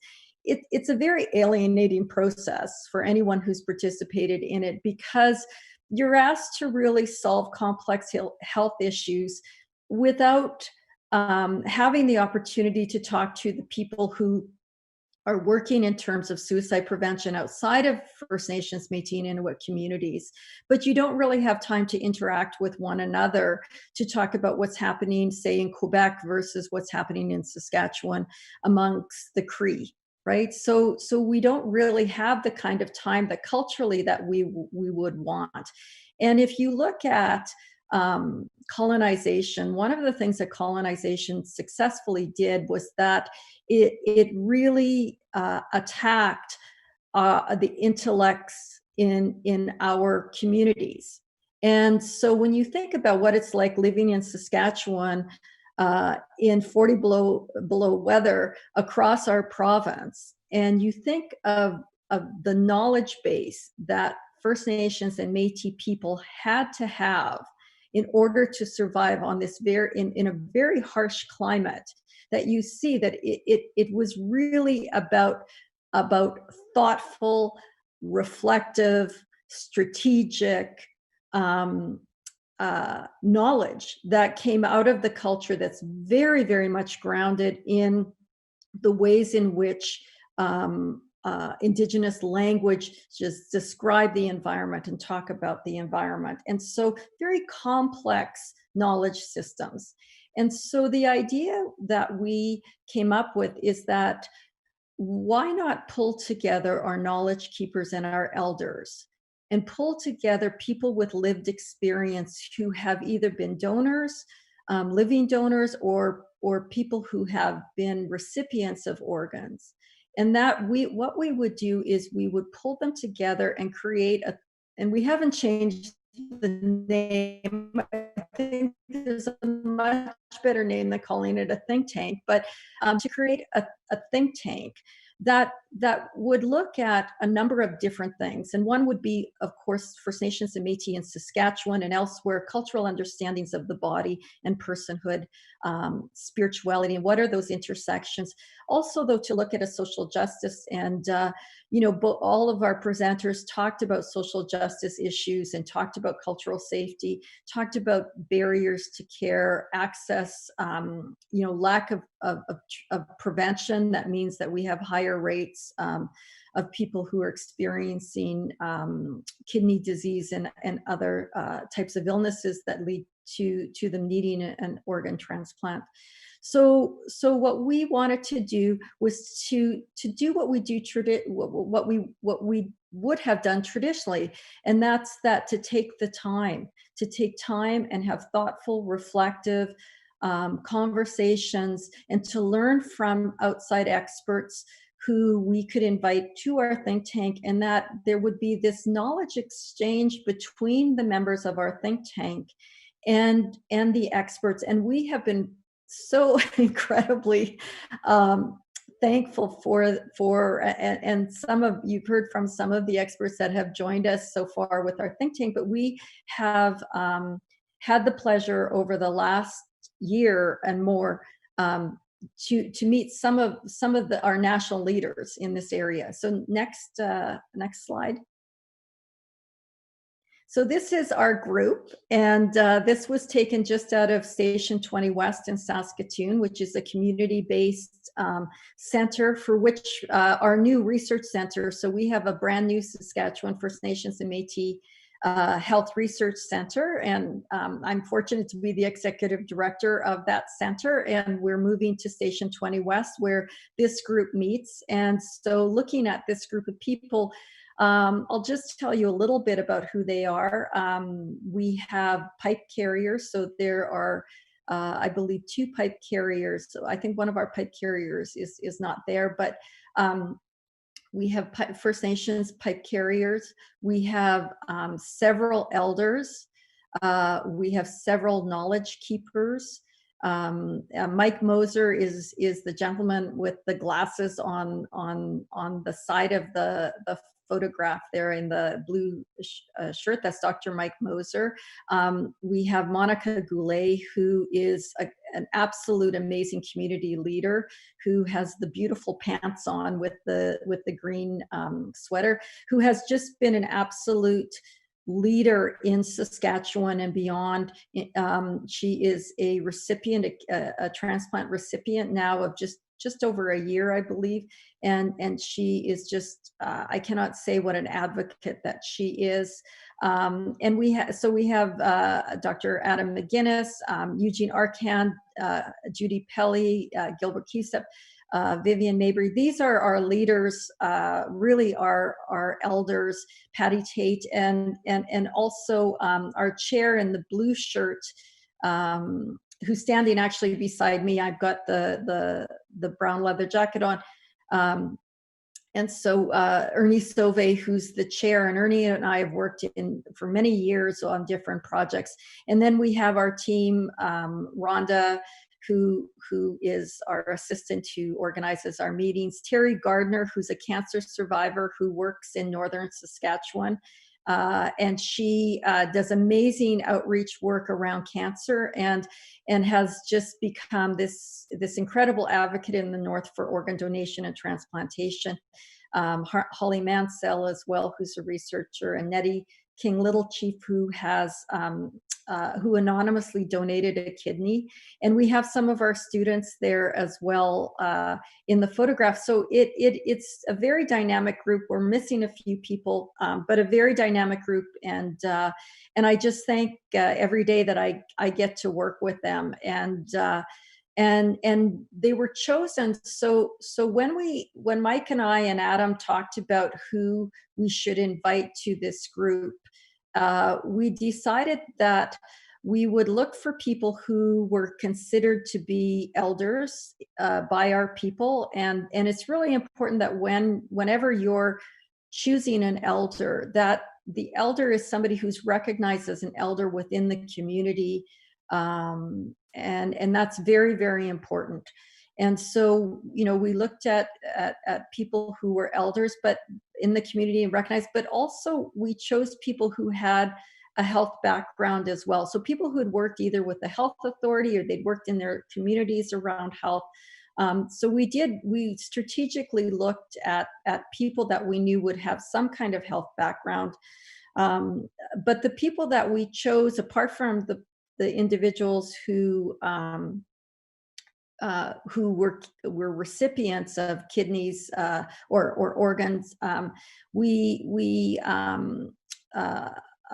really look to round out this group of people, but not necessarily that the elders had the expertise or knew much about organ donation and transplantation, because we wanted cultural experts. We wanted people who spoke the languages, who understood those questions that we were asking about, with the idea that they would learn as they would go. And that certainly has happened now, where after the presentations that we've been given and the conversations, that people have a much greater knowledge of the medical side of organ donation and transplantation, and the merging of cultural understandings. So can we go to the next slide, please?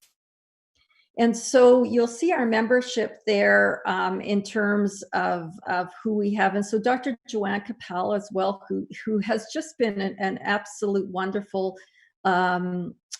resource to us and support, who belongs to CanSolve, which Mary Bokage is a member of, and we've formed an alliance with them, which we're so very, very happy. And yeah, so this group has been consistent. We're funded by the Royal University Hospital Foundation. They took a chance on us and have given us funding, just renewed our funding, which we're very, very happy to have. And so next slide, please.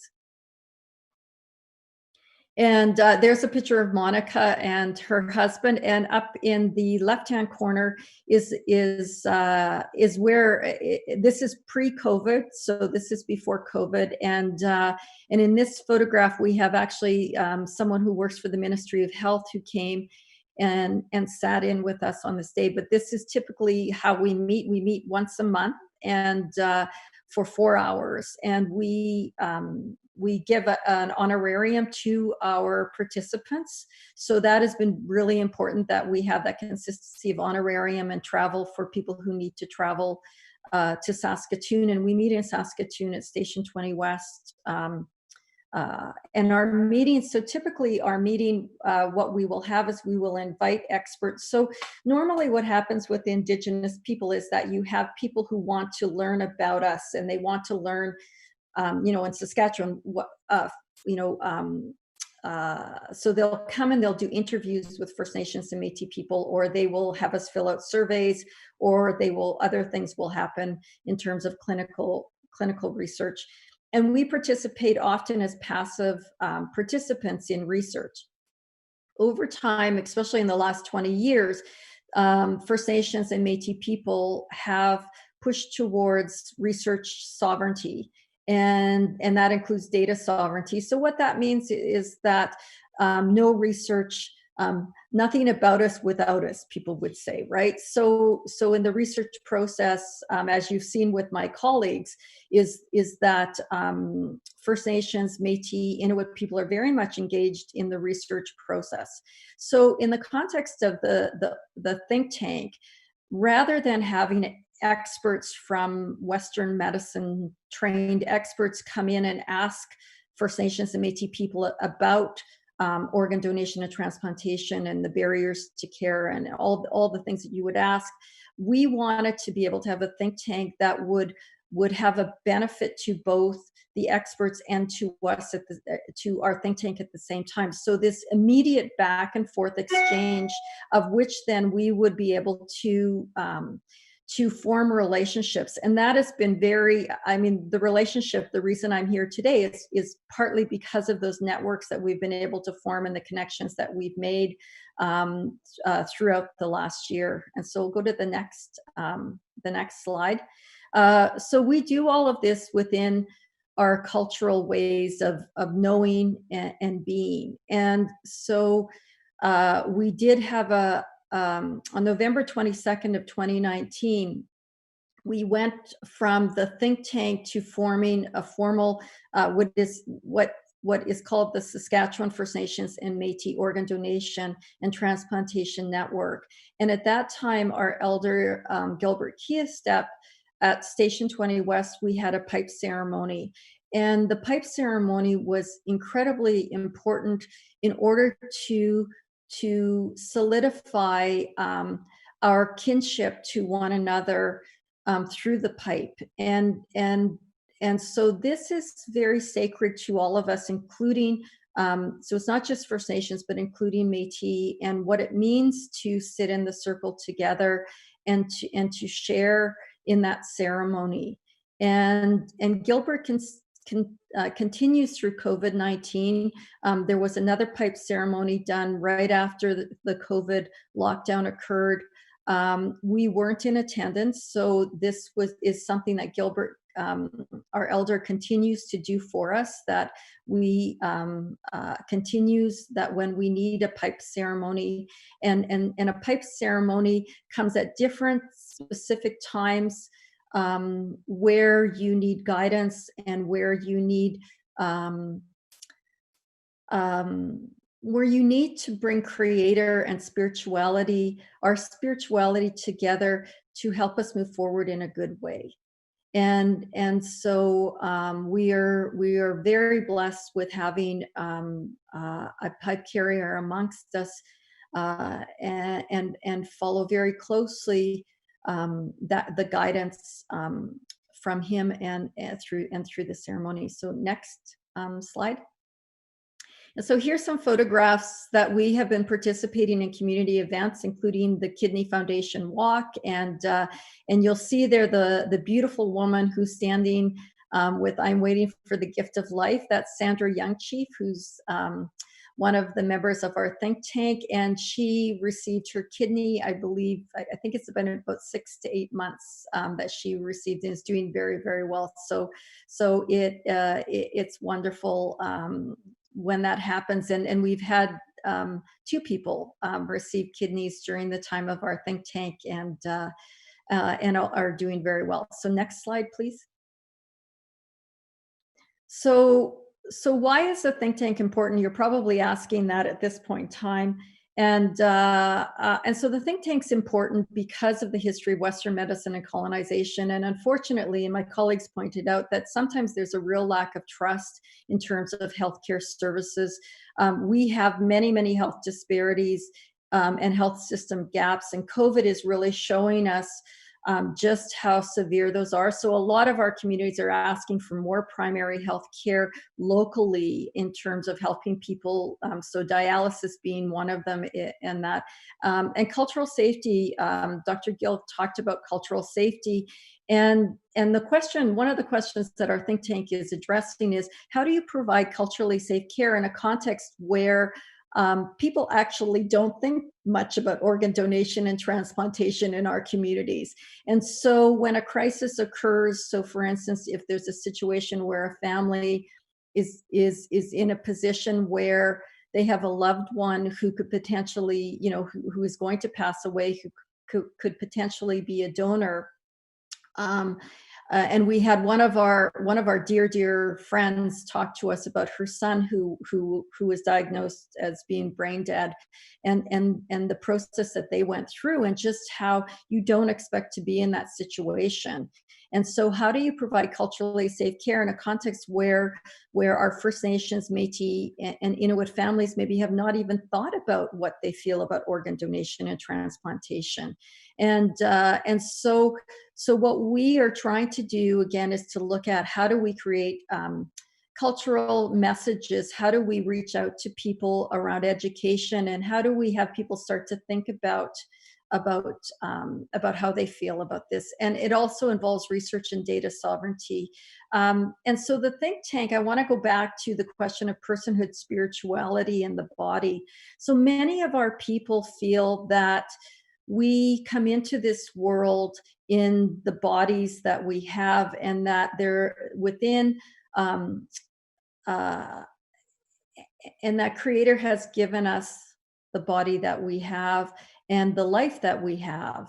And so there's an uncomfortability among some of our people with the idea of moving an organ from one person to another. There's a great uncomfortability, partly because of a belief that you should be buried whole, that you should be buried with your body as the way that it is, and that giving away an organ, that allowing that to happen goes against our cultural beliefs.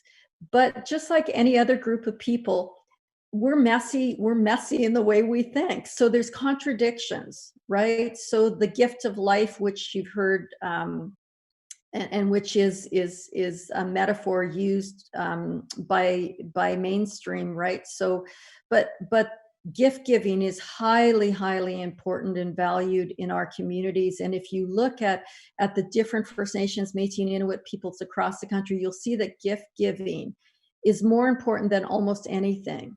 And so is kinship. And so you heard in the stories today from Mary Bokage and Mary Smith, the importance of kinship.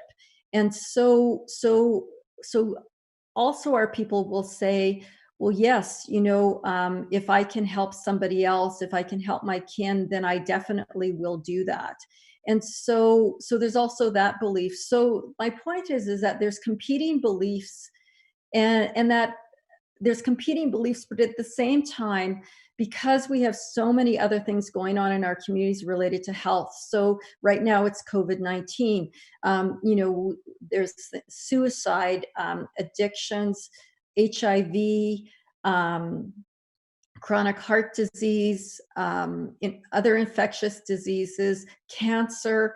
And so organ donation and transplantation hasn't been really high at local levels, really high on the healthcare radar, I guess I would say. So certainly kidney disease is, and prevention of kidney disease and that, but when it comes to actually organ donation and transplantation, there hasn't been a lot of attention and very little public health messaging about organ donation and transplantation. So we really felt that there was this gap that we needed to fill in, but we also wanted to present to people in the country that moving forward with complex health issues and addressing complex health issues in Indigenous communities requires that First Nations, Métis, and Inuit people need time to think through these things. And the example of the think tank is to say, everything in our society is a rush. We need to respond quickly. There's a crisis, there's urgency to respond. And what I would say to that, and I'll go back to suicide prevention and to addressing suicide, that I have lived, the last 25 years, being involved in suicide prevention in one way or the other. It's always a crisis. It's always that we need to have answers quickly. And yet 25 years have passed. And if you look at what has been produced, the recommendations 25 years ago are pretty much the same as the recommendations that come out today. The implementation is the part where we have problems around the recommendations and the ways in which our desires as Indigenous people, our best thinking as Indigenous people, our leadership as Indigenous people is somehow watered down and placed aside often because there's either, people will argue there's not enough money, or there's not enough this, or there's not enough that. And at this point in time, when we can take these complex health issues, and I can name, many of them in which there has been progress. Certainly there has been where disparities have been reduced. But at this point in time, when we look at, and I think Dr. Gill pointed out that we're still not doing well. We're still not meeting the needs of First Nations, Métis, and Inuit people.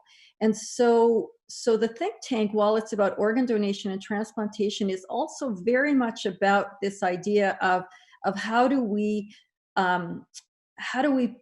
make the transformations that we want to see happen? How do we do that? And the argument here is that in some ways,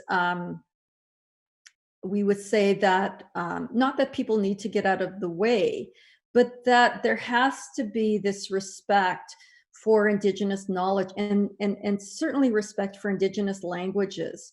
And that's where our research, so we have 2 projects that we're working on now, and I'll go to the next slide, please. And so we're continuing our think tanks. We're doing a survey First Nations Métis people in Saskatchewan on perceptions of organ donation and transplantation. COVID has, of course, held us up. Interviews with elders and knowledge keepers on the perceptions of organ donation and transplantation. And then our second project is interviews with people with lived experience who are live kidney donors and their recipients. And one of the ways that we have approached this is, thinking about how do we reach out to our people to pull together the complexity of culture, geography, systemic barriers, and that. And one of the ways that we're doing that is that we're working with Donna Langhorne, or she's called Donna the Strange, who is a Woodlands Cree artist. And I'll go to the next, because I know I'm running out of time here. I'll go to the next slide. So, so Donna, and you can look at her work, and this particular painting is a painting that she did as one of a series called 7 Generations that focused on colonization, and this one particularly focuses on the residential schools. And you'll see. This is an incredibly beautiful image, but when you look closely at the image and what is in the image, there are many, many things about resilience, survival, tragedy, as we see the young children buried in, and many of the First Nations, Métis, and Inuit children that were in residential schools did not come home, and the unmarked graves of where those bodies are.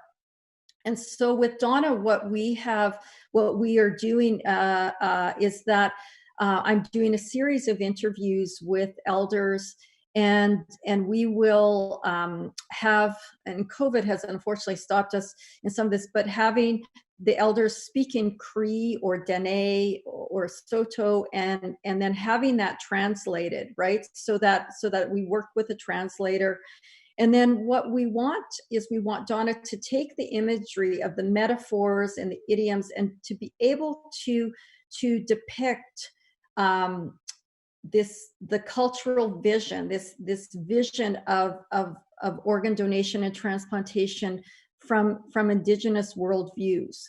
And in this way that we can use these images in our public health discussions, that they are there for our elders then to go alongside what our elders are teaching us. And we believe that by doing this, that it is a much more appropriate way of engaging people in the discussion, because it's coming from the symbols and coming from the worldviews, from the language of the people, and then in that way it can be expressed to the rest of the world. So I'll just go to the next slide here. I think I'm out of time. And this is another painting of Donna's, and I just to articulate her talent and for you to envision why this is important. So this is also one of the 7 generations. And this one is, of course, as you can see, around the impact of colonization and the use of alcohol as a tool and a weapon of colonization, the ways in which it has grabbed hold of people in horrible ways, and has impacted families and continues to impact families in that way. And so we're very excited to be working with Donna, who's an incredibly talented artist, and to working with her as and finding ways in which our artists. So it goes back to when Mary Smith was she referred to Louis Riel, who is one of our Métis leaders, and that it is, I forget exactly how it goes, but it's very much through our artists and our First Nations, Métis and Inuit people. Our artists are so important to who we are. They have been so important to having this bridge between non-Indigenous people and Indigenous people understanding the impacts of colonization. And so, you know, when you read our authors, our Indigenous authors, and you see the visual artists, and you see documentary film that are done by our artists, that our artists are really the people that we turn to grab a hold of your hearts, and grab a hold of your hearts so that you can possibly see the world differently, in terms, and when I say that, you know, in terms of looking at how do we address systemic racism, how do we do cultural safety, and that. And so the last thing I'll say in my last very minute is, I want you to imagine that you are in Canada and that colonization unfolded differently, and that there's a possibility that I could have given this whole presentation in Cree or Michif, and that you all would have understood me, and that within our country that we could have, all of us who have been born here and raised, could have had our education in English, in French, in Cree, in Dene, in Mohawk, and that we could have had opportunities to really understand better the beauty and wonder of our Indigenous cultures. And so I always say to people, you should be angry if you're born in Canada that didn't happen. And that in terms of colonization and your response to colonization is that, and we talk about micro-reconciliation, no Indigenous person wants your shame or your guilt, but we really want people to acknowledge what happened, but also to acknowledge that it happened to all of you as well. And that, you know, I'm angry every day that I don't speak the Indigenous languages that my ancestors spoke. And that, you know, that makes me very sad. And so I'll leave you with that in the fact that we're all implicated. And, you know, as they say here in Saskatchewan, we're all treaty people as well, right? And so I'll just leave you with that. And I thank so much for your time and for listening to us. And please, if anyone wants to contact, I'll just go to the last slide. If anyone wants to contact our think tank, we would love to hear from anybody. So yeah, so thank you very much. I think I went over by 2 minutes. Thank you very much for the talk, and I think it, as you said, and then others stated as well, that yes, so in our current environment we are pressured by time, but these complex questions require time, and this is very important to give enough time and have enough time for telling our story, telling our thoughts, and letting it sink and think about and discuss it. So we do have time today to talk a little bit about the issues brought up. We will have questions, and I wanted to mention that Slido is active. So slido.com is the place to go to if you want to submit questions. The code is AM5. And before we go to the questions, I just wanted to take a moment to reflect on a couple of things. I was very happy to see that we came to kind of the circles that that Caroline mentioned about the art and the role of art, how that can help us think about complex and difficult issues and understand maybe things that we tend to think about numbers mainly and the research results that we can get from numbers, but the qualitative research is one other way to make understanding more complex, and also art speaks that language and summarizes and brings these complex things closer to us as well. Two specific things I wanted to mention. There was a mentioning, Mary Bokage mentioned her work in the TAP program, and many people may not know what the TAP is. So I guess my first point will be to ask Mary to kind of elaborate on the TAP a little bit. But before, I just wanted to emphasize that I think again, Mary Bokage mentioned this surprise about preemptive transplant. And it is very important to talk about, because for many, it's still not quite clear that if you have kidney disease and if your kidney is progressively getting weaker, frequently the understanding is that, well, then you need dialysis. And once you're on dialysis, then you can think about whether you want a transplant or not. And maybe at next step, after Mary's explanation about TAP, Jack can talk about a little bit about the Transplant First initiative, how transplant is really considered as a first treatment of choice. And certainly this is institutionalized in the process of kidney transplant in British Columbia, perhaps. So Mary, do you want to explain just a few words about how the TAP works and how it engages patients and communities? Sure, thank you. TAP is an acronym for the Transplant Ambassador Program. And it, like I said earlier, it is a research project with CanSolve CKD. And what we wanted to create was a grassroots, patient-led way of supporting patients who are looking at transplant as an option, or who may not even be looking at transplant as an option. And we've recruited ambassadors who are either recipients or donors, because we are trying to increase, the ultimate goal of our project is to increase the amount of living donations. So through the ambassadors, the volunteer with us, they go into, there's 27 renal centers in Ontario, and right now we have the control group of going into half of them, which is 13 at this time. And so we have ambassadors going into those 13 centers, and they're working with the quality improvement teams and in terms of data collection and that type of work, because that's also necessary in moving our project forward. But it's really the connections between our ambassadors and the patients and the families as well.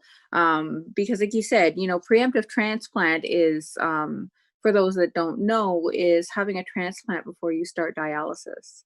And that's pretty well the gold standard, I would say, in regards to treatment options.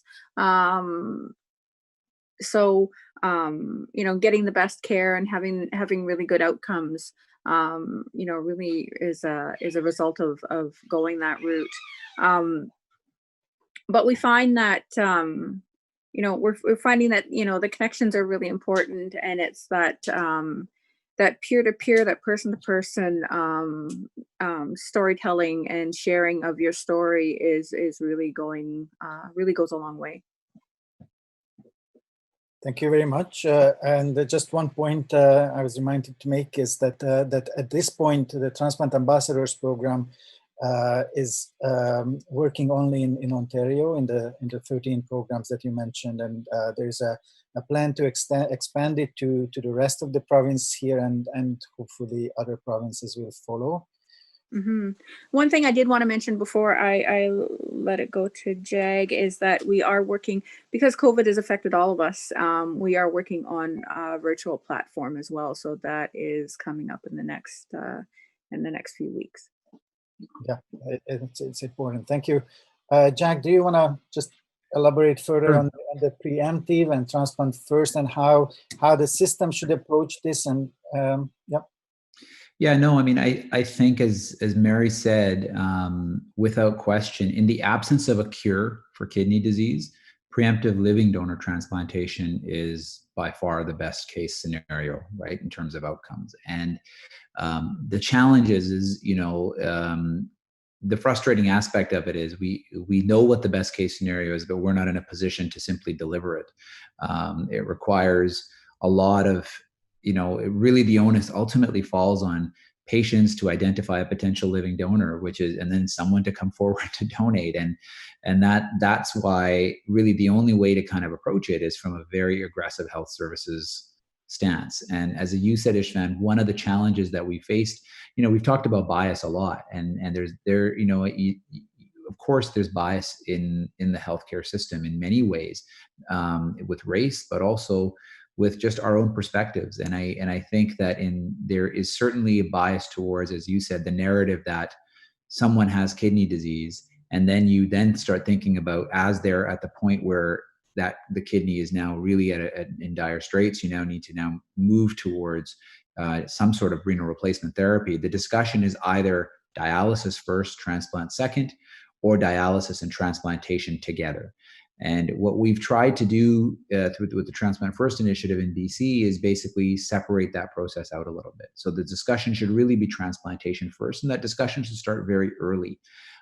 So that early on in the process of somebody who has kidney disease, once it's established that this is going to progress at some point, that's when you need to start talking about transplantation. And that gives you lots of time to do all the things like the TAP program and things like that, because those initiatives take time. You can't have one conversation with somebody and they find a donor tomorrow. We need to work with patients. They need to work with their communities. They got to work within their social networks.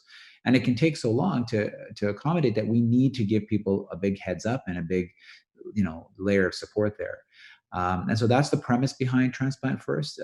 It's, as you said, it's a health services angle on what we can do in terms of this piece. We've heard some very interesting talks this morning in terms of how diversely we can tackle this, the inequities that exist, right, and the challenges that exist. And I think my approach has been is that based on my experience, right? So I'm somebody who works in the healthcare system, is in a position to change it in our program. And so that seems like the natural first starting point for us is to, well, let's start and fix what we can fix. But it goes without saying that none of it works without the other pieces that have to happen in terms of the think tanks, in terms of the broader aspects of, working with communities and developing those longitudinal relationships. So it's really been fascinating for me to hear some of the other stuff that's happening and the amount of overlap there is. But it's certainly a challenge moving forward. Thank you. I will then, we have time for the discussion, so there will be, I think, important points to further discuss. I wanted to just read out the first mention from Slido, thanking for the beautiful smudging ceremony and the story from Elder Westwind Evening. And it was a very great blessing for the group and for everybody in attendance to be the part of this. I also wanted to reflect on or point us back to one of yesterday's event in this Living Donation Week. Today there was quite a bit of mentioning about spirituality and how we think our body and how do we live in our world, both physically and spiritually. Yesterday we had a session where we kind of reviewed several kind of approaches to kidney disease and transplantation within different faith communities. And many of the comments that we heard today align very well and echo very well some of the discussions that we had yesterday. So I would like to point everybody who is interested in looking at that session. It was a very interesting and important set of discussion. So the next comment on Slido is from Anonymous, saying that they agree that language is very important, and as the story, one of Mary's story illustrated, language is frequently and casually misused in ways that can cause harm. Are there other insidious habits you've seen in a healthcare setting, and what do you think can be done to correct them and the harm they have caused? I think this goes to Mary Smith, as you mentioned, what your son overheard in the hospital, and certainly sometimes these are not meant to be harmful, but our routine ways of being, ways of behaving, ways of acting could be harmful and not culturally informed and safe. Can you comment on how we can potentially change some of those? Yeah, so thank you so much. And that's a great question and comment. And I believe it was when I was referring to my son, his experience of being overhearing that he was being called the kidney in room 6 or whatever, and how sort of degrading and dehumanizing that was for him. And you know, being a nurse myself, I know there's always a certain, lingo kind of within healthcare, and there's a culture itself in healthcare. And but if I think back to my own education within nursing, we never learned about cultural safety when I went through my nursing education back in the 80s. We spoke about cultural competency and cultural sensitivity, but we never, I only really learned about cultural safety through my own experiences in nursing. And we know that the term originated from Australia, from a nurse there, Betty Ramsden. And she, unfortunately, she's passed away, but that's what her PhD was about, was cultural safety. And, I think one of the most interesting things that I learned about cultural safety is, when we're thinking about the term, we're also thinking about racism. And racism is so harmful. And often working in healthcare, there's often this term, non-compliance. The non-compliant patient, and we sort of judge them and say, oh, they're non-compliant, so they don't really deserve this care. We don't want to. They're wasting our time. They're just not cooperating.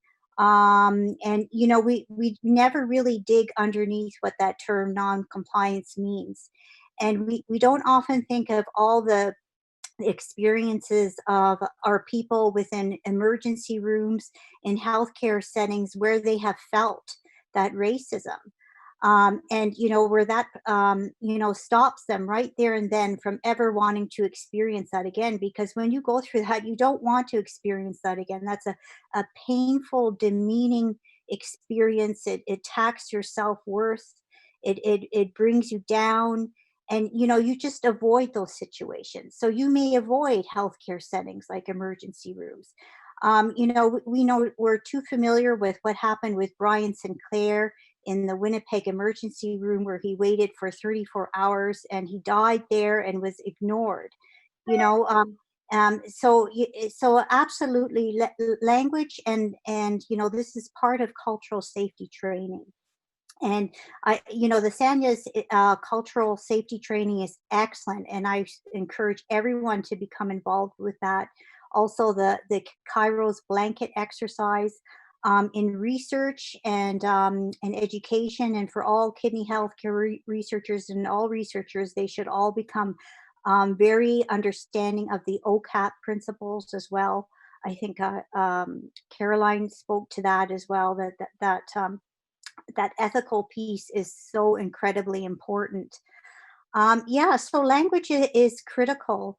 And, it's, I often think of, cultural safety as, looking in a mirror. So, you're really reflecting upon yourself, and you're going further than that. You're thinking about where you came from, where your assumptions originated from, and you're willing to take action steps. So you're willing to work at developing those relationships with the people within your community, who are close to your community, within your healthcare settings, to really listen to their stories, and really, work at seeing things from other perspectives, from different point of views, for lack of better words. Sorry.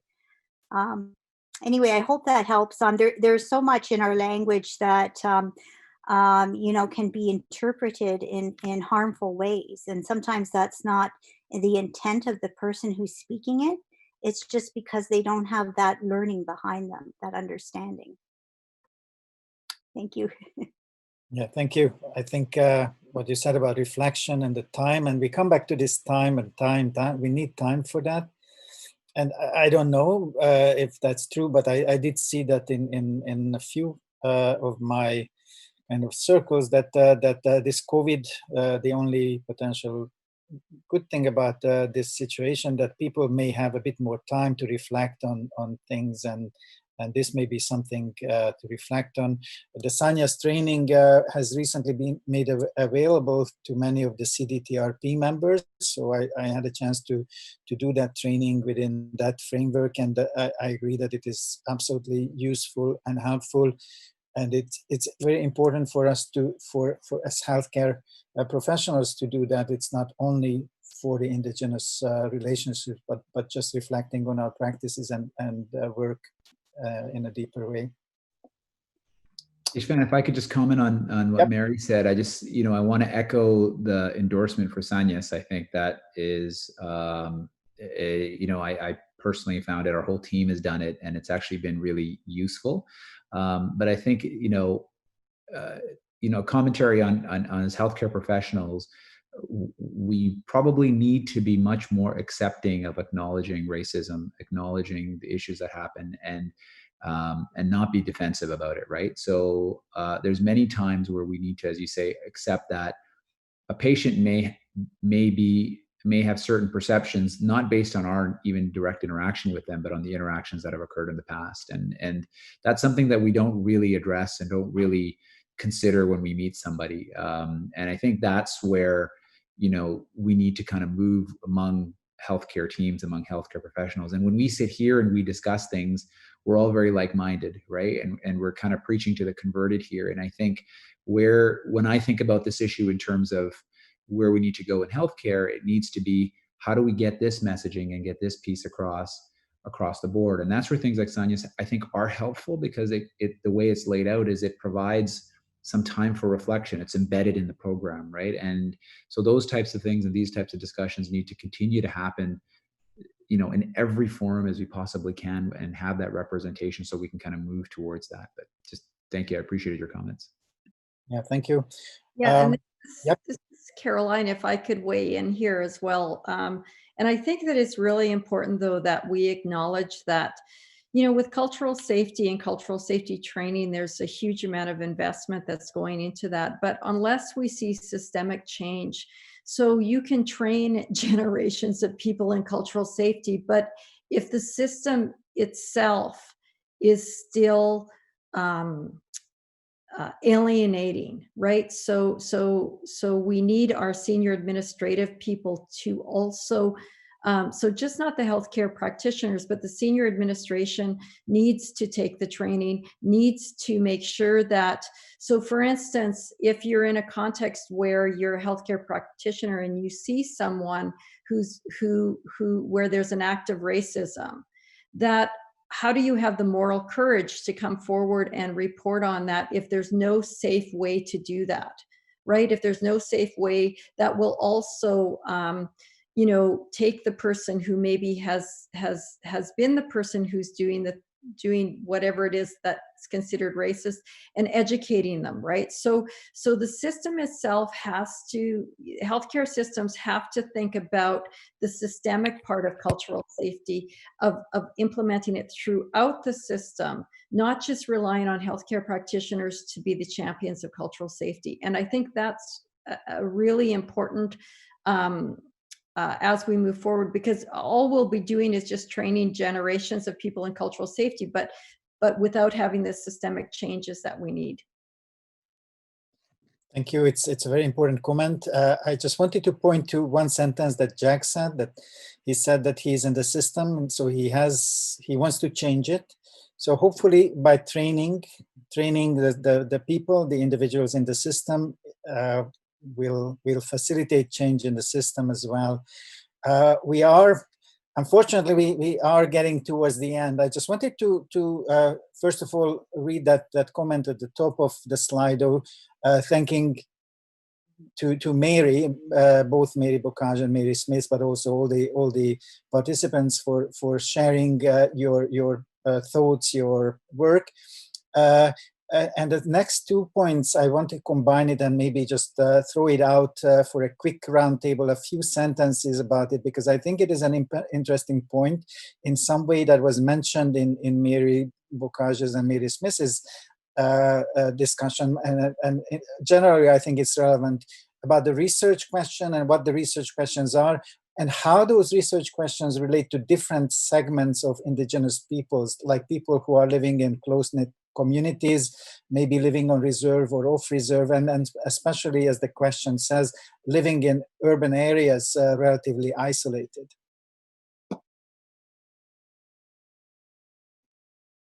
Anyone wants to take a stab on that? I could start with that, Ishman. I think that, you know, it's a very actually insightful point because, you know, when we start to do some of this work, as you and I have discussed in the past, it's we have a tendency to group people, right? And we say this is one group of people, and we're going to try to look at what to do here. And clearly, you know, that doesn't appreciate the degree of diversity that exists within every community. There's over 200 Indigenous communities within British Columbia alone, and that's very different than what's happening in Saskatchewan and what's happening in Ontario. And so, really, I think there's no quick answer to say how best to engage with a specific group of people. It's actually quite individual, is what I've found, and that you need to really, it's all about developing relationships. And so you need to kind of start a conversation, develop a relationship.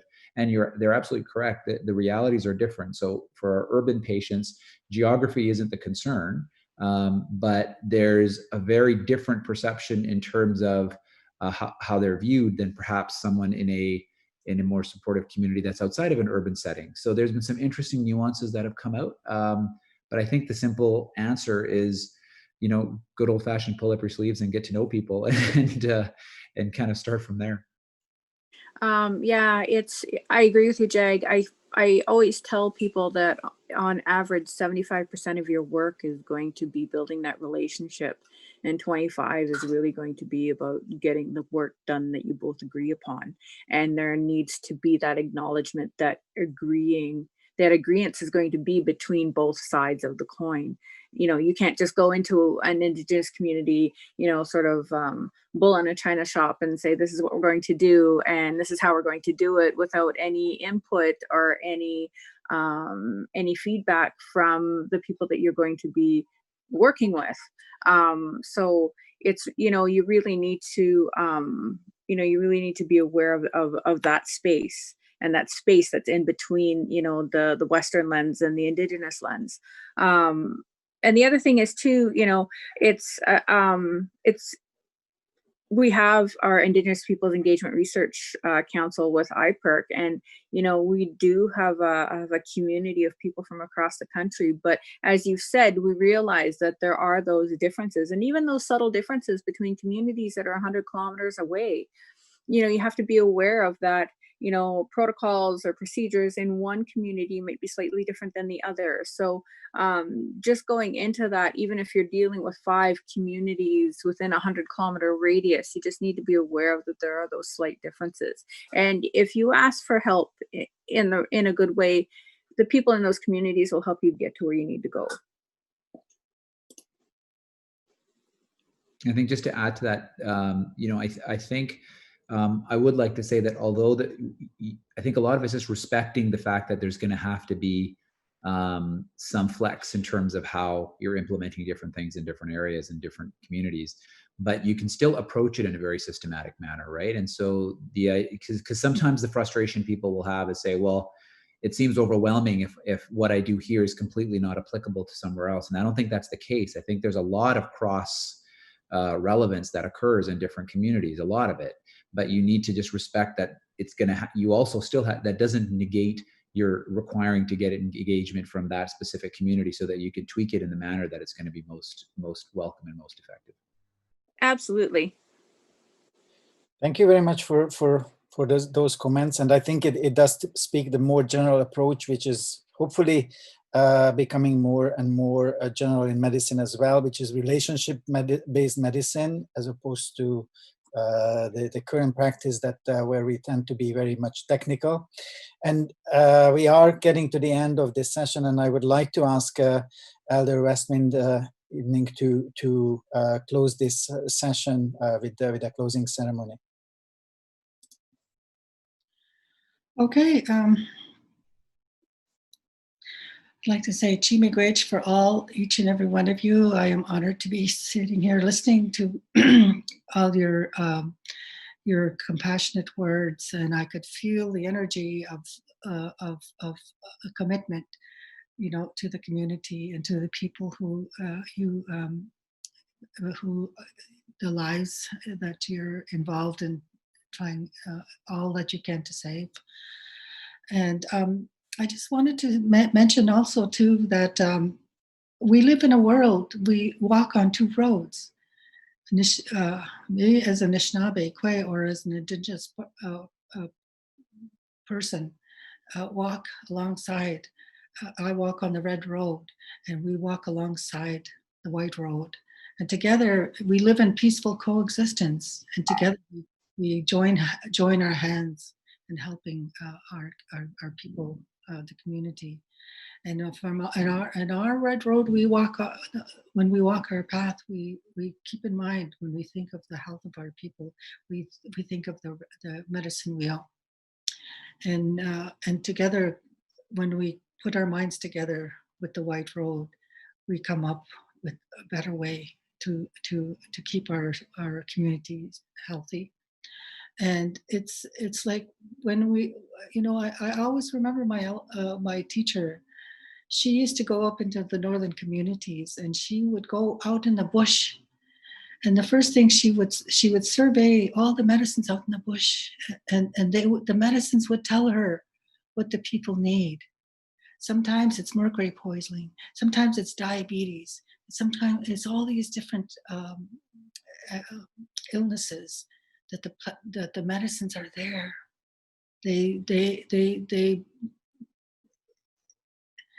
They grow around that community and serve that community with all the medicines that are needed, for all the depending on that need.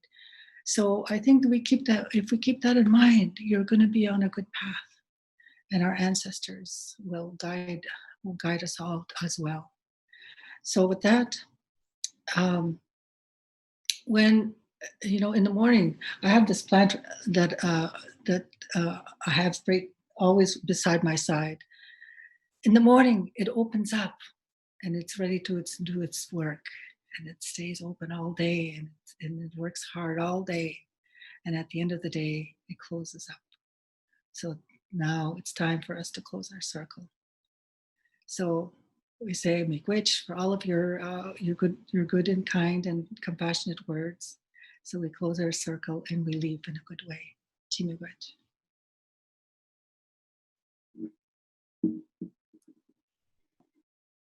Thank you very much. And I just have to say a few closing words from on behalf of the center. Please check out our other sessions that I think align with the thoughts and feelings and spirit of this session quite well. The sessions can be seen on the website www.livingorgandonation.ca and on the center's YouTube channel.